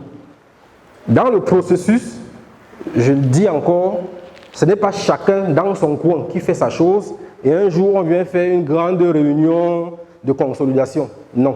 Généralement, le contrôleur de gestion, c'est cette personne qui tourne un peu partout, qui prend les chiffres, qui les met dans sa moulinette et qui, au fur et à mesure, peut déjà commencer à dire attention, quand je regarde déjà morceau par morceau, on a tel problème. Et quand ça arrive au budget de trésorerie, je veux dire, on a eu le temps tous de comprendre qu'attention, peut-être que le process a un problème et qu'il faut revoir les choses. Donc n'attendons jamais la dernière minute. Un processus budgétaire doit être un processus continu, avec pas mal d'itérations. Et il y a des éléments qui se font dans les services, mais il y a un responsable du domaine qui sait que, bon, voilà, globalement, sur mon budget, si je touche ça, ou ça, ou ça, je peux arriver sur un équilibre. Et généralement, pour boucler un budget, vous avez sûrement une petite équipe restreinte qui va dire, OK, comment on se rend compte que c'est les ventes qui nous posent un problème? Parce qu'en réalité, je parlais du transport, par exemple. Si je dis que je vais augmenter mon chiffre d'affaires de 20%, parce que, prenons le transport de personnes. On sait que le ministre, de temps en temps, quand il y a des accidents, il bloque certains transporteurs. Donc je peux être au courant ou savoir que ça a créé un problème à un concurrent et que je vais prendre sa place un peu, donc je vais augmenter par exemple mon parc.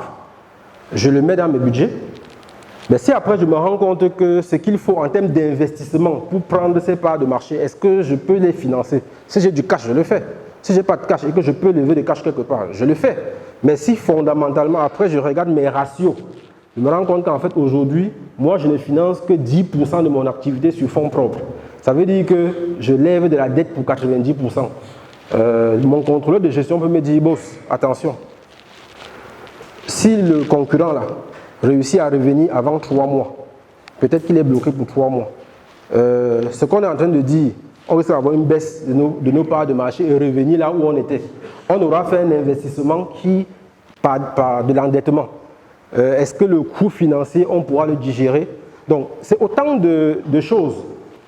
Et c'est donc pour ça que je disais, il faut que les différentes composantes de ce qu'on veut modéliser, qu'il y ait vraiment le lien entre tout ça, parce qu'à la fin de la journée, ça va permettre de se redéverser dans notre trésorerie et donc de voir c'est quoi les implications. Si ces implications sont énormes par rapport à ce qu'on est capable de faire, ben, la correction se fait de manière plus fluide si l'entreprise est en échange continu entre ces différents strates de management. Alors j'espère que on se comprend et que ça corrige un peu ou ça apporte des compléments d'information à votre sollicitation. S'il y a d'autres questions. Vous avez parlé de la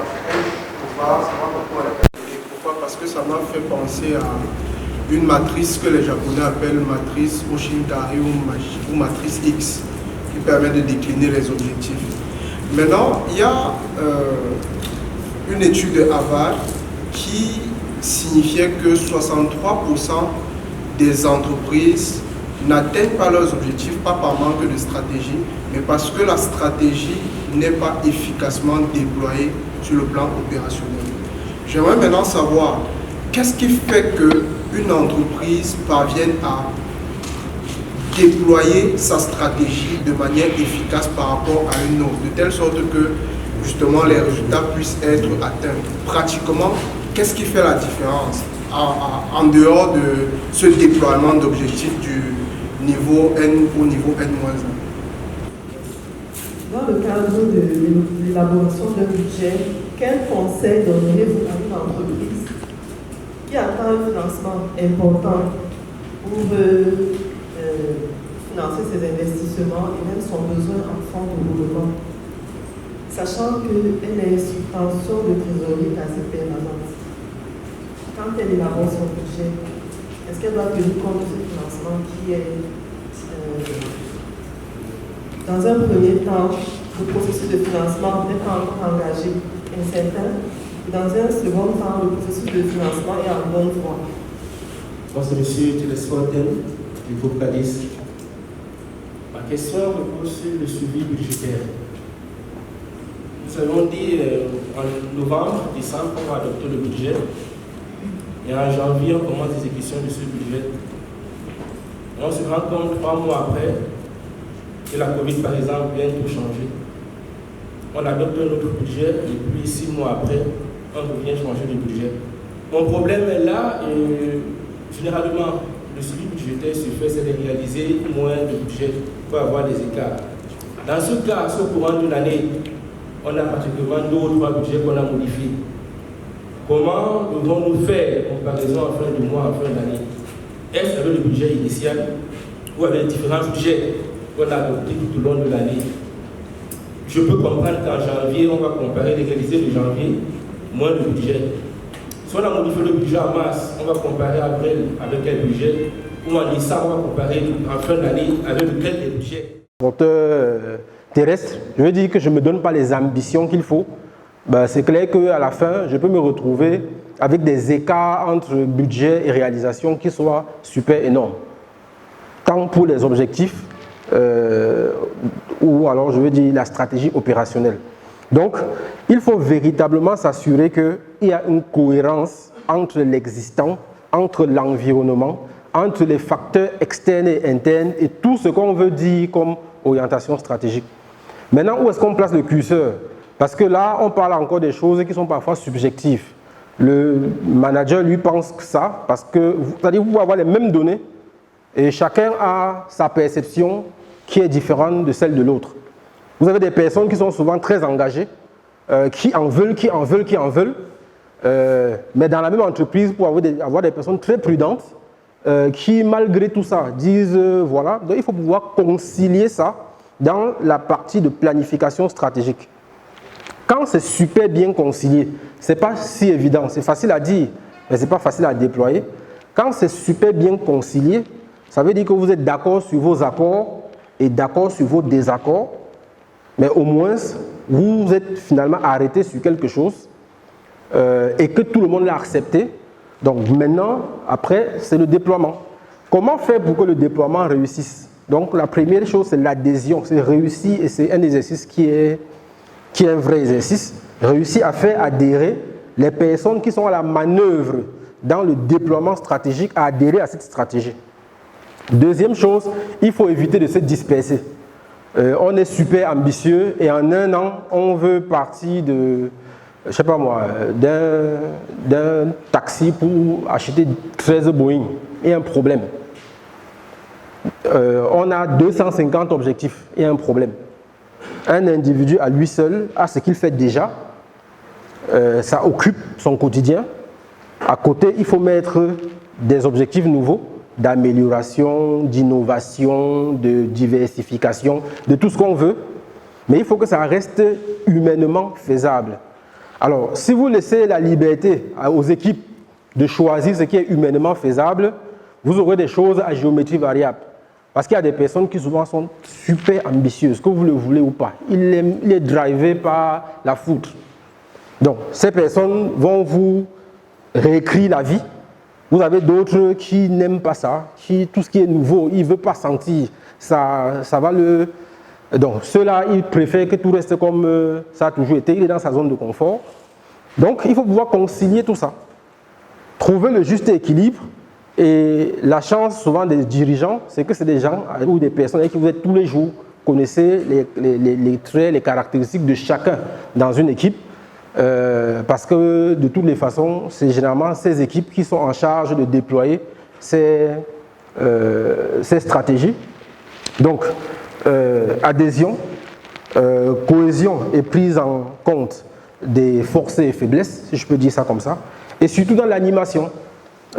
Comme on le disait tout à l'heure, ce n'est pas à la fin d'année qu'on doit se rendre compte que les orientations stratégiques n'ont pas marché. C'est au jour le jour. Il faut définir un cadre interne qui peut être le mois, qui peut être, bon, ça dépend de chaque dirigeant. Pour faire le point, on avait prévu ça. Est-ce que ça a été fait? Pourquoi ça n'a pas été fait?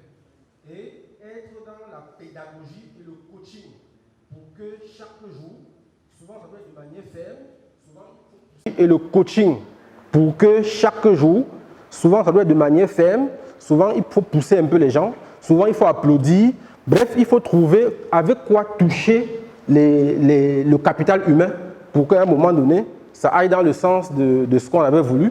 Mais il peut aussi arriver que ce soit des facteurs externes qui ne vous permettent pas de faire, c'est quelles sont les alternatives qu'on doit trouver pour tout au moins rester sur la ligne qui avait été définie. Donc, réussir son déploiement stratégique, c'est quoi les facteurs clés de succès?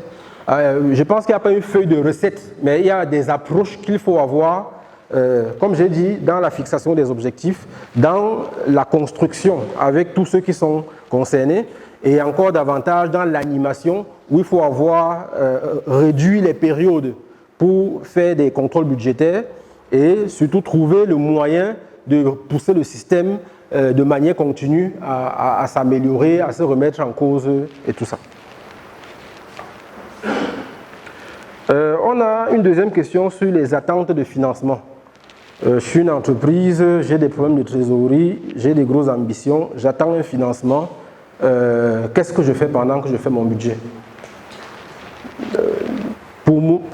J'ai envie de dire que généralement, il faut faire des choses terre à terre. Si je veux dire, oublions qu'on est dans les chiffres, la stratégie, tout ça. J'ai envie d'acheter ma maison cette année. Alors, je prends le cas d'un salarié. Si j'ai une prime, je vais l'acheter. Si je n'ai pas la prime, je peux aller à la banque prendre un crédit. Et quand je regarde mon salaire, chaque mois, je rembourse un tiers. En 5 ans, j'ai remboursé mon crédit. Donc en fait, même comme disait madame, chaque individu fait son budget. Si j'ai le financement, je vais le faire. Si j'ai la prime, je vais le faire. Si je n'ai pas, je fais quoi? Pour le moment, je dois payer ma maison et tout ça. Donc, mon budget 1, c'est je paye ma maison parce que je ne connais pas ma prime, je ne sais pas si la banque va m'accompagner. Mon budget 2, si j'ai la prime, j'oublie l'affaire de crédit bancaire. Peut-être pour acheter ma voiture. J'ai pris maison comme je pouvais prendre autre chose. Troisième hypothèse, je peux m'avoir la prime et la banque me donne le financement. Dans ce cas, qu'est-ce que je fais? Est-ce que j'achète une plus grosse? Voilà. Donc c'est pour dire que, en réalité, quand on est en train de faire la planification stratégique ou budgétaire, il faut tenir compte des options et des options qu'on maîtrise. En fonction de ce que je maîtrise, je fais une option de base. Maintenant, sur les éléments qui ne dépendent pas de moi, je fais des options. Donc je dis, ok, si je dois continuer comme l'année dernière parce que je n'ai pas de trésorerie, voici ce que va donner mon activité. Si, comme on dit qu'on a tel marché qu'on va avoir, et il faut des investissements, et on voit qu'il y a un financement, donc scénario 2, en cas 2, voici ce que ça va donner. Voilà, donc en fait c'est une question de faire des scénarios. On peut faire un budget en 2, 3 scénarios. On sait que sur les 3 premiers mois de l'année, on va un peu souffrir. On a un financement qu'on attend vers mars. On l'intègre en mars dans le plan de trésorerie. Et on sait qu'à partir d'avril, mai, peut-être on peut engager les investissements qu'on voulait faire. C'est une question de scénario. Dans un autre scénario, on dit en mars, ça ne va pas arriver. Si ça n'arrive pas, comment on continue la mise en musique de l'entreprise? Parce que le budget, une fois de plus, c'est juste d'essayer de prévoir la réalité future. Et prévoir une réalité veut dire qu'en fonction des événements, ça peut prendre la route A ou la route B. Suivi budgétaire, lequel prendre? Très belle question. Je préfère parler de la pratique, parce que j'ai pris un cas tout à l'heure où on a un budget en début d'année, où en mars, on fait une révision budgétaire ou une reprévision. En juin, on dit qu'on préfère revenir sur le budget initial. Généralement, quand on est en train de faire ce que j'appellerais les forecasts doivent toujours tenir compte d'une chose. La réalité de la partie de l'année qui est consommée est consommée. Donc, si je suis en juin, je dis que je veux revenir sur mon budget initial de l'année. Je prends n'importe quoi. Je prends le cas d'Alios, par exemple. Généralement, on fait à peu près 30 milliards de financement. Sur 2020, je pense qu'à fin juin, ayant vu les impacts Covid, parce que même pour nous, ça voulait dire, attention, même les promoteurs des entreprises sont devenus pour eux-mêmes des risques. Et les promoteurs des entreprises, eux-mêmes, ils avaient beaucoup de mal à percevoir le marché. Il y en a qui avaient eu des accords de financement, ils ont levé le pied. Je ne vais pas faire. Il y en a d'autres qui, malgré ça, disent, moi, je vais y aller. Mais nous-mêmes, nous étions devenus des risques parce que l'entreprise avait homme clé, il peut partir. Donc, il y a tout ça dont il faut tenir compte et tenir compte du fait qu'il doit avoir continuité d'exploitation. Parce qu'on se dit bien que le monde entier ne va pas totalement s'écrouler. Il y aura une continuité. Donc, il faut intégrer tout ça. Sans forcément avoir la vérité vraie, mais au moins se fixer un curseur. Donc, on arrive à fin juin. Sur les 30 milliards qu'on prévoit, parce qu'il y a aussi une saisonnalité, donc on a une cadence de production, ben je pense qu'on était autour de 25-30%. Donc, la reprévision pour dire qu'on va faire notre budget initial n'était pas de dire qu'on va faire les 6 mois du budget initial restant, puisque le budget est mensualisé. C'était de dire, sur les 6 mois qui restent, non seulement on va faire ce qu'on avait prévu, mais on pense que les gens qui voulaient faire des projets en mars, en avril, qui n'ont pas pu le faire, vont peut-être les faire sur le restant de l'année. Donc au lieu de faire les 50%, je prends ça comme ça, de ce qu'on fait habituellement, on doit se challenger pour faire 70% donc du résiduel, parce qu'on n'a fait que 30% à fin juin, on va faire les 70% sur les 6 mois qui restent. Vous le pensez, parfois quand vous le pensez, vous ne le dites pas en CODI par exemple, parce que quand un DG fait ça, vous prenez les gens, chacun dans son coin, dans son bureau, vous venez le matin, ça va, tu as bien dormi, tout ça. Et qu'est-ce que tu en penses si en fait on revenait sur nos budgets annuels? Oh, DG. Bon, j'ai pensé ça comme ça. Vous retestez un peu, puis la deuxième semaine, en reparlant, puisque l'idée était à passer, forcément la personne a commencé à réfléchir, oui, peut-être si on fait ça, tel que je vois l'environnement, machin. Donc, c'est pour dire en fait qu'il faut retrouver l'adhésion des mêmes personnes qui doivent les mettre en œuvre. Mais dans la lecture, qui était vraiment votre question, donc, quand on veut refaire ou alors faire la démarche de forecast, on prend le réel déjà consommé, on regarde le gap avec le budget à cette date et on voit si on pense que dans l'avenir, on peut combler les écarts qui ont été identifiés sur la partie réelle. Ce qui fait que le nouveau budget, c'est les réaliser jusqu'à date, plus ce qu'on prévoit de faire, et c'est ça qui vous donne dans les reprévisions. Et donc, de manière cumulée, ça résout le problème. Et en fait, on parle d'optimiser l'actif économique. L'actif économique, c'est globalement mes IMO, donc mon actif, et mon BFR, les deux. Comment je fais pour optimiser mon actif économique et en tirer le maximum de liquidité possible. Quand on parle de politique financière, c'est les risques financiers que l'entreprise peut rencontrer. Dans nos pays, on travaille souvent avec, quand on est à l'importation, avec des entreprises où on est sur les devises. Je travaille en dollars, je travaille en euros, je travaille sur pas mal de monnaies. Donc, la Banque centrale peut bloquer la réglementation d'échange, les sorties des devises, ça peut être un risque. Le coût des devises peut changer, ça peut être un risque. Si je m'en vais emprunter en Europe et que demain il y a dévaluation, ça peut multiplier ma dette par 2. Autant de choses, c'est des risques financiers qu'il faut toujours intégrer quand on parle de politique financière. Rentabilité et structure financière, que ce soit l'actionnaire ou les prêteurs externes, c'est des gens qui regardent notre rentabilité et notre structure financière parce que quand ils mettent des fonds, c'est toujours une question d'arbitrage. Où est-ce que je vais allouer mes ressources? Est-ce que moi, je peux être salarié, je peux être entrepreneur, je peux être ce qu'on veut, j'ai mon argent, pourquoi ne pas le déposer à la banque, attendre mes petits intérêts? Si je choisis d'investir sur vous, dans un projet, dans une entreprise, d'augmenter le capital pour un directeur général qui demande à un actionnaire, c'est bien parce que derrière, il y a une rentabilité que j'attends. Et je regarde la structure financière de l'entreprise pour être sûr que s'il y a des risques, si ça ne marche pas, est-ce que je suis toujours dans mes billes? L'autre chose, c'est la trésorerie opérationnelle. Parce que parfois, on a défini de très belles choses, mais dans la gestion opérationnelle quotidienne, parfois c'est une source de perte financière énorme pour les entreprises. Vous avez des personnes qui empruntent beaucoup d'argent, on a réussi à leur faire des crédits, ils prennent ces crédits, ils vont mettre dans leur compte à la banque, donc j'ai emprunté 1 milliard, j'ai 1 milliard dans mon compte, j'avais des investissements à faire, je n'ai pas investi, je diffère ça de 6 mois, donc je viens de payer 6 mois d'intérêt pour rien.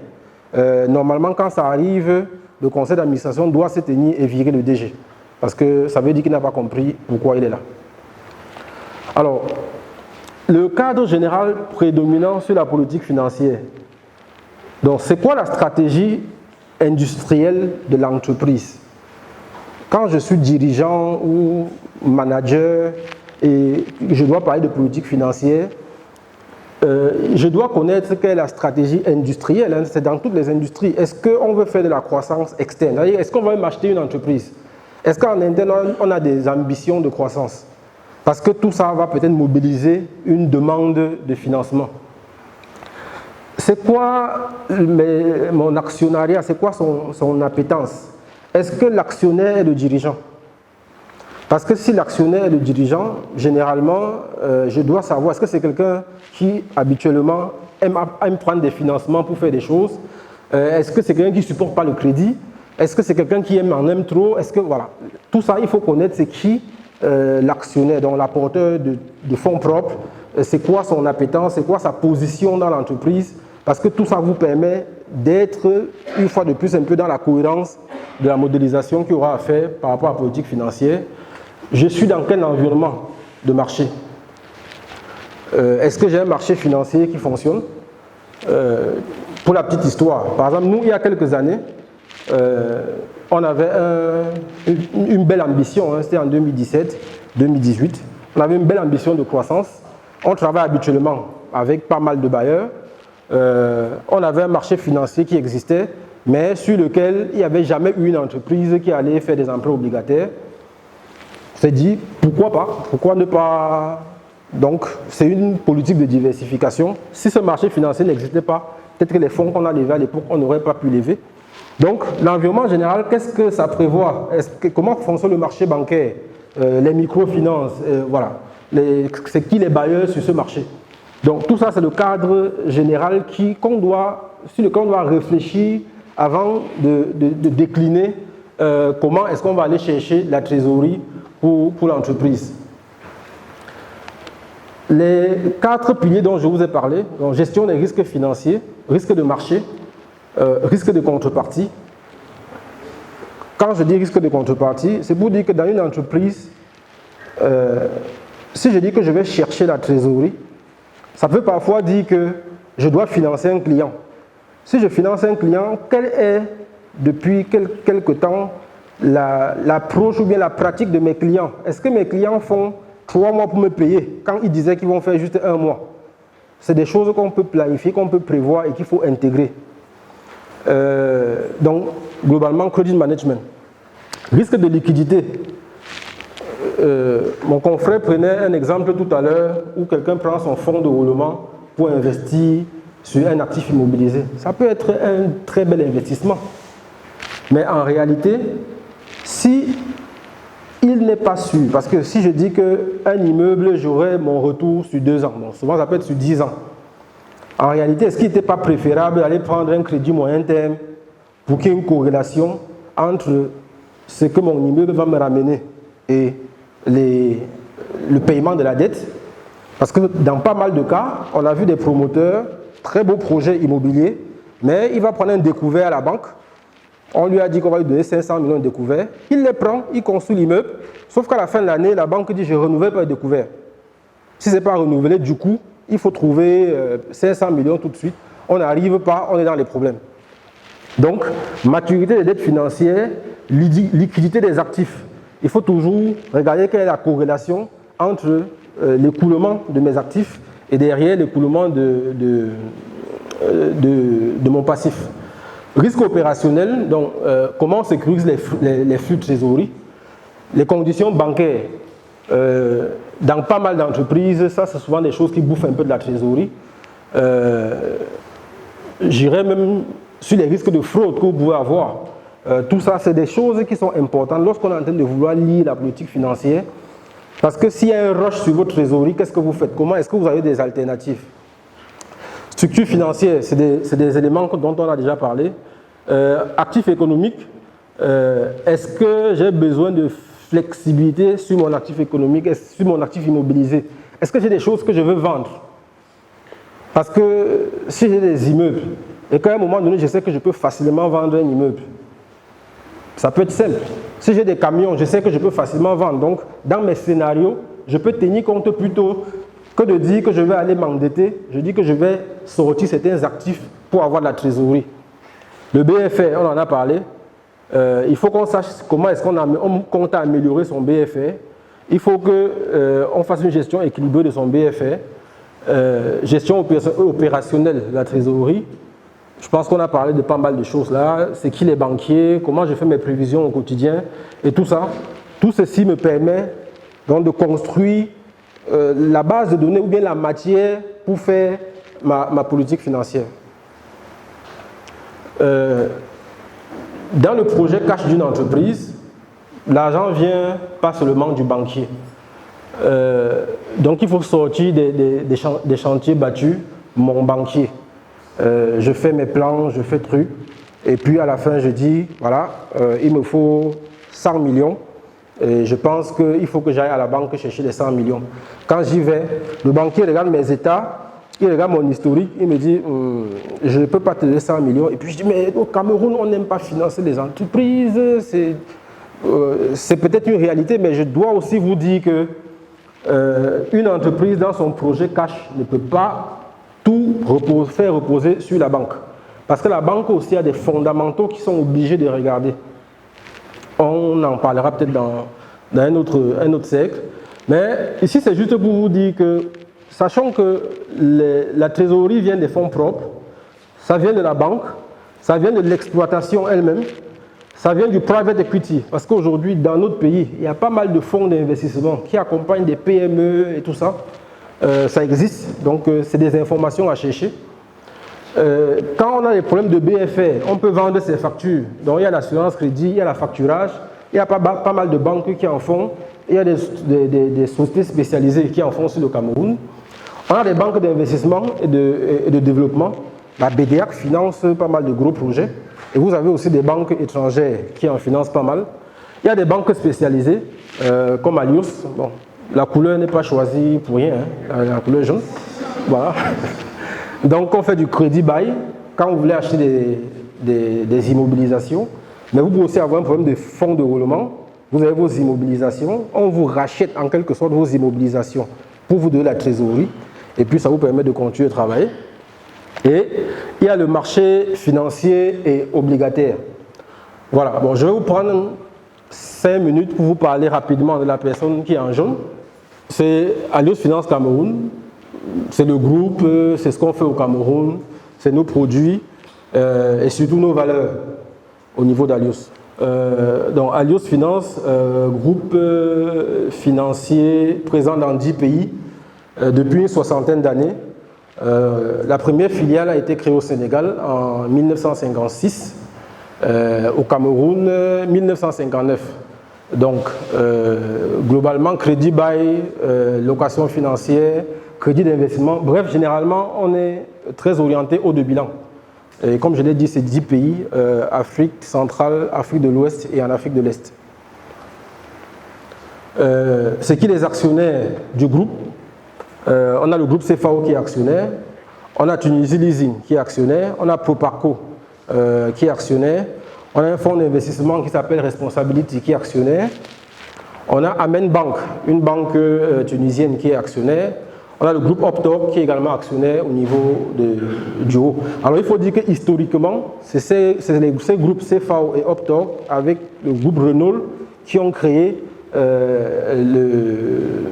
Alios Finance dans son ensemble. Et progressivement dans la vie de l'entreprise, il y a certaines personnes qui sont sorties, d'autres qui ont réduit leur participation pour faire entrer d'autres, ainsi de suite. Donc sur le Cameroun, Alios est le leader du marché du crédit bail. À fin juin 2021, on avait 38% de part de marché. Aujourd'hui, on est suivi par Société Générale qui a 24% de part de marché. Afriland, c'est le nouveau turbo du secteur. Donc aujourd'hui, à fin juin, ils étaient à 23%. Et puis on a SCB et Bisset qui font aussi du crédit bail, en sachant qu'à côté on a SCE et ProPME qui en font également. Mais par rapport à la cartographie, les deux réunis sont autour de 10 à 15% de part de marché. Tout le marché du crédit bail au Cameroun, c'est 150 milliards de portefeuille. On estime que c'est un marché qui, à maturité, devrait être autour de 400 milliards. Donc, par rapport aux besoins industriels et autres, il y a encore de la matière, il y a encore des choses à faire sur le Cameroun. En termes de sites, donc on a aujourd'hui 5 unités opérationnelles.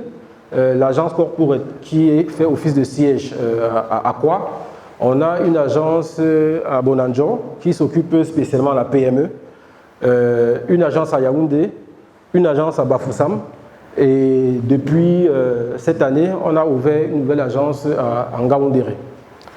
Sur le Cameroun, dont nos actionnaires, c'est Alios Finance Group, c'est Renault Credit International, donc c'est la filiale crédit bail du groupe Renault, c'est l'un des créateurs historiques. On a quelques banques locales qui sont dans le capital, des assureurs et encore quelques concessionnaires historiques et pas mal de privés camerounais. Donc, si je parlais politique financière tout à l'heure, quand vous avez par exemple un actionnariat qui est suffisamment composite, ben, vous comprenez derrière qu'il faut bien tenir compte de qu'est-ce que chaque actionnaire veut dans la politique de financement. Parce qu'il n'est pas évident si par exemple demain on dit, allez, nous on veut reprendre, je dis n'importe quoi, 10% de part de marché, c'est pas sûr que les actionnaires qui sont là vont accepter de mettre du capital. Donc peut-être il faut trouver de la dette, mais est-ce que cette dette par rapport aux fondamentaux actuels vont nous permettre de lever facilement les fonds recherchés? C'est à voir. Ok, donc Alios c'est 50 milliards de portefeuille. à peu près 1500 clients. On travaille dans tous les secteurs, hein, logistique et transport, manufacture, c'est tout ce qu'il y a comme industriel, parce qu'on a les chaînes de production, des usines créées from scratch ou des extensions d'usines. Le commerce général, tout ce qui est application routière, c'est-à-dire que les petits vans pour prendre les marchandises, des groupes électrogènes, et j'en passe.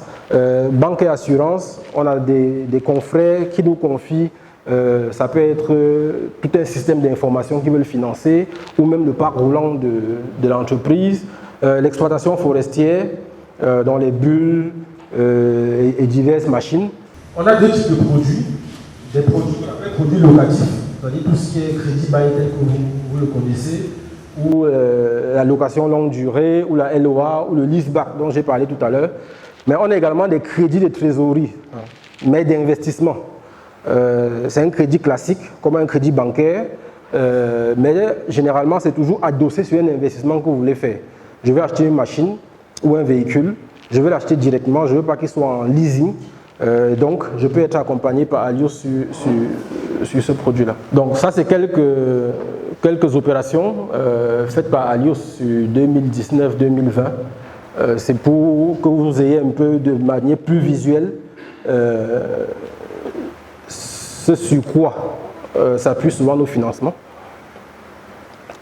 Dernière chose, c'est les valeurs d'Alios. Alors, innovation continue, parce que c'est un peu dans notre ADN, hein, depuis ces 60 années d'existence, de toujours se dire c'est quoi l'évolution du marché, c'est quoi l'évolution des besoins de la clientèle. On a certes des produits qui donnent l'impression d'être arrêtés, mais une flexibilité à écouter un client et à lui accompagner ou à lui apporter une solution adaptée à ce qu'il recherche. Rapidité de traitement, étant moulé dans l'investissement des entreprises et tout ça, on a des délais de décision qui sont vraiment raccourcis parce que la proximité qu'on peut avoir avec les clients, les chaînes internes, quand vous demandez un financement chez nous, entre le chargé d'affaires qui traite votre dossier et la direction générale, il n'y a pas 5 strates ou 10 strates, parce qu'on est très spécialisé, on fait que ça. Donc je pense que ça contribue à réduire les délais. Et puis beaucoup d'expérience sur le marché, ça permet aussi je dis beaucoup d'années d'expérience, ça permet de bien connaître les secteurs et de mieux accompagner les promoteurs. Accessibilité et proximité professionnelle, bon, c'est un relationnel simple. Et avec des équipes et des dirigeants qui sont à l'écoute. Dans pas mal de nos entités, généralement on a des équipes jeunes, donc qui sont plutôt dans une dynamique et une belle efficacité. C'est simple, il y a peu de contraintes administratives dans la mise en place des opérations. Et en dernier lieu, c'est qu'il y a une expertise sur nos différents marchés. Sur le Cameroun, on est à 62 ans déjà d'expérience, de présence, avec un impact généralement très fort sur la partie PME, qui est vraiment le cœur de notre activité. Voilà, donc voilà en quelques mots ce que je voulais qu'on échange aujourd'hui. S'il y a encore des questions, je propose qu'on prenne une dernière vague de questions. Et puis, sinon déjà, merci beaucoup pour votre attention.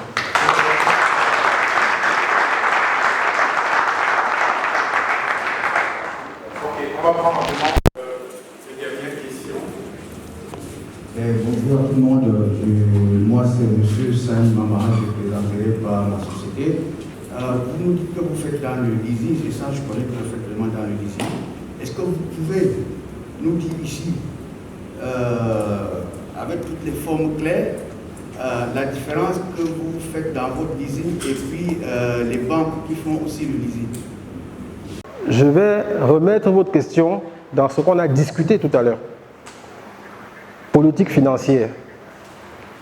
Je suis une entreprise. Je travaille habituellement avec ma banque qui me finance mon besoin en fonds de roulement. Ça veut dire que fondamentalement, pour acheter mes stocks, je prends de l'argent à la banque. Quand j'ai fait mon budget annuel, je me rends compte que j'ai besoin d'investir sur des nouveaux matériels. Mais comme je sais que la banque X SG, Afriland et autres, c'est des personnes qui m'accompagnent habituellement avec des spots, avec des découvertes pour mon fonds de roulement. Si je vais m'adresser à mon banquier, connaissant mon flux d'opérations, il pourra peut-être me dire, ok, je vais te faire du leasing, mais je vais réduire tes lignes de découvert. Donc, voilà par exemple un exemple qui peut vous dire, non, attention, j'ai d'autres institutions que je peux utiliser. J'ai une banque spécialisée, je peux aller la voir. Je fais mes opérations de leasing ici et je fais d'autres opérations avec ma banque. Parce que par exemple, chez Alios, et c'est là où je dis, il faut connaître chaque acteur financier dans votre environnement. C'est une analyse que chaque DAF, chaque dirigeant doit faire. Comment je fais pour optimiser l'utilisation de mon marché financier?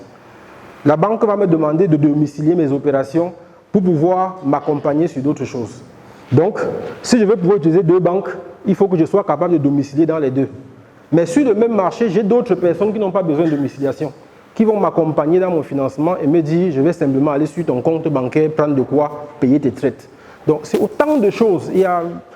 On peut faire une demi-journée à déployer les arguments, mais je crois que l'argumentation, c'est d'abord l'entreprise elle-même, de construire son argumentaire par rapport à sa politique de financement, par rapport à sa politique financière.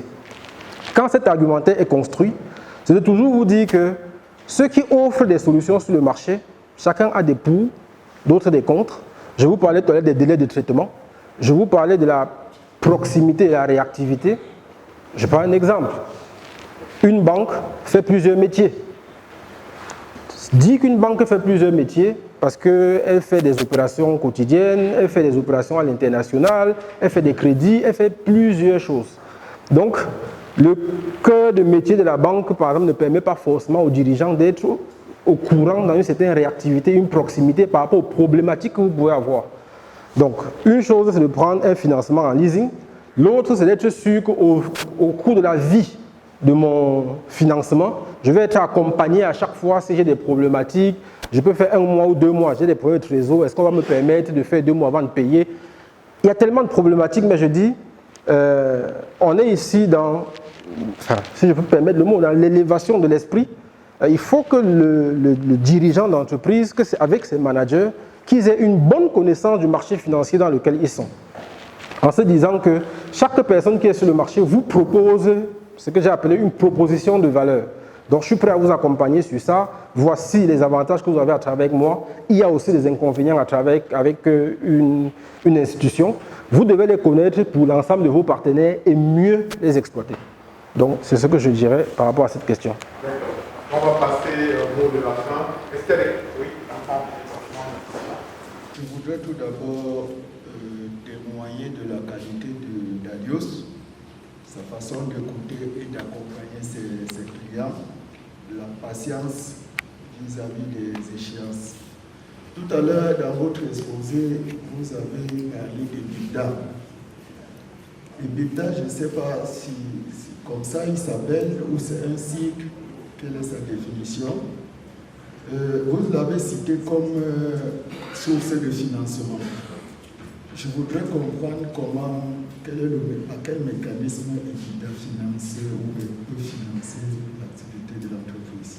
Déjà, pour ce témoignage que vous faites par rapport à Alios, et pour revenir sur la question, EBITDA c'est Earning Before Interest Tax. Quelqu'un peut m'aider? Voilà. Donc en fait, si on prend le compte de résultat, de manière très simple, c'est de dire, c'est les flux, c'est la partie qui est un flux qui touche la trésorerie sur le cycle annuel. Parce que le résultat en lui, globalement, c'est charges, produits et charges, mais dans les charges, il y a aussi les charges non décaissables.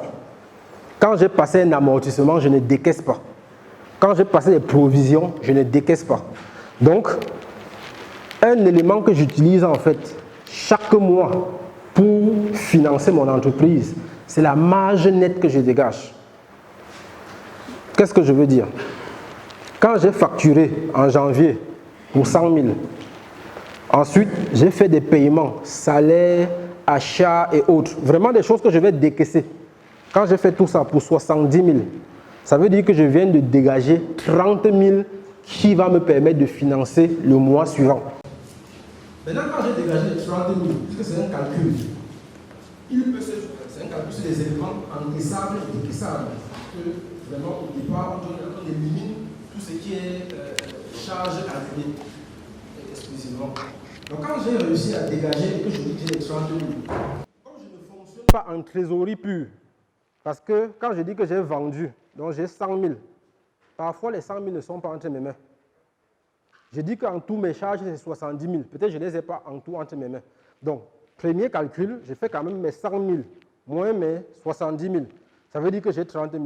Si j'ai vendu en espèces et que j'ai payé en espèces, j'ai 30 000 que je viens de gagner qui peuvent me permettre de financer le mois d'après. Mais parfois, il se trouve que les 100 000 ne sont pas encore dans mes comptes. C'est encore chez le client. Et les 70 000, je dois les payer. Ça veut dire qu'en fait, j'ai un besoin de trésorerie immédiat de 70 000. Donc, je dois intégrer ça. C'est pour ça que le deuxième aspect, c'est le BFR. Donc, je dois intégrer le BFR, l'effet BFR.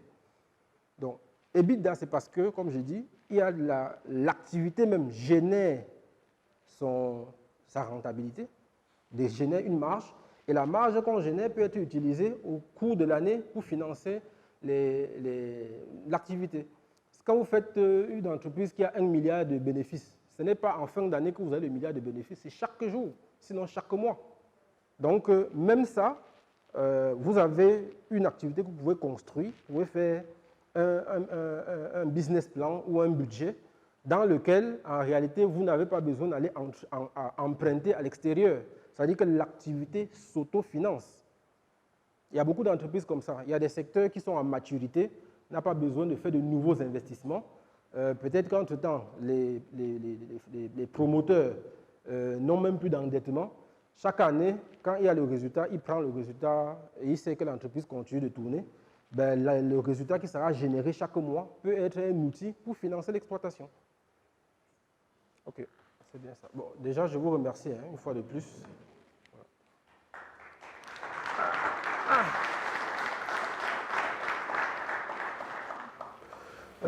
Je voudrais, dans mon mot de fin, faire une ouverture sur ce qu'on appelle dans notre environnement les promoteurs de PME.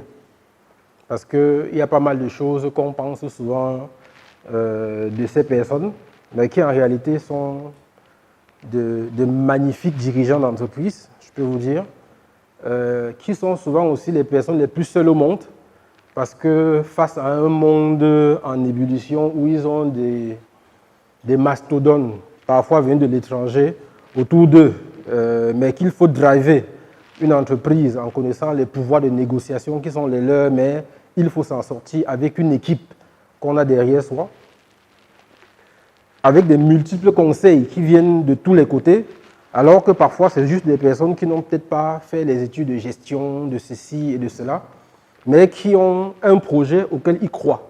Vous savez, le salarié, après tout ce qu'on peut dire, à la fin du mois, il a un revenu qu'il attend. Le promoteur d'entreprise, après tout ce qu'il dit, à la fin du mois, il a des revenus qu'il doit payer à des personnes. Donc, je pense que c'est des gens qu'il faut magnifier.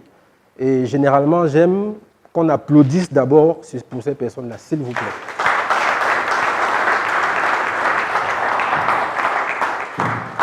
Voilà. Donc, je demande qu'on applaudisse pour elles parce que c'est le moteur de la croissance dans un pays. On peut penser que ces personnes ne font pas de budget, mais je peux vous dire que ce n'est pas vrai. Ces personnes fonctionnent essentiellement sur des budgets, mais qui ne sont pas des budgets sur la même périodicité que ce que nous connaissons. C'est des personnes qui fonctionnent sur un budget généralement mensuel. Ce mois, je dois faire ça, j'ai tel à payer, je vais prendre l'argent là-bas, je dois faire X, Y, Z pour que mon équation profit à la fin du mois me permette de trouver la trésorerie pour faire X, Y, Z. Comme ce n'est pas formalisé, ce n'est pas écrit dans nos beaux tableaux qu'on a appris à l'école, on pense qu'ils ne font pas de budget. Donc, je peux vous dire que fondamentalement, chaque promoteur de PME, ils ont 1001 enjeux à gérer. Donc oui, il n'a pas fait un très beau tableau avec des formules, avec des présentations, Mais tout promoteur de PME, quand vous voyez une PME qui a 4 ans, 5 ans, 6 ans, peut se dire oui, ben, s'il faisait le budget, il allait multiplier ceci par cela. Parfois, son expérience, rien que son expérience, dépasse tout ce que nous pensons avoir appris et tout ça. Et je peux vous rassurer qu'on a beaucoup à apprendre auprès de nos promoteurs de PME sur comment résister face à une crise, sur comment réussir à se trouver sa place dans un marché, sur 1001 sujets. Je souhaite, quand on discute avec ces personnes, qu'on ait beaucoup d'humilité, qu'on prenne du recul. Parce que autant on va apprendre d'eux, mais surtout, en les comprenant, on trouvera mieux le moyen pour leur apporter notre contribution, pour les conseiller sur les choses qu'on a eu à apprendre les uns par-ci dans des entreprises ou dans les écoles. Et disons-nous qu'il faut du temps pour construire. Il faut du temps pour construire cette relation avec les patrons de PME. Donc, je ne vais pas être plus long que ça. C'est dans la méthode, c'est dans l'approche qu'on saura construire ces entreprises avec des outils qui existent. Mais fondamentalement, sachant que ces gens, c'est des pionniers de notre économie, c'est des gens qu'il faut magnifier et les outils de gestion que nous avons eu à apprendre, ils les apprennent sur le tas chaque jour et parfois ils sont même davantage plus expérimentés dans tout ça que nous. Merci beaucoup.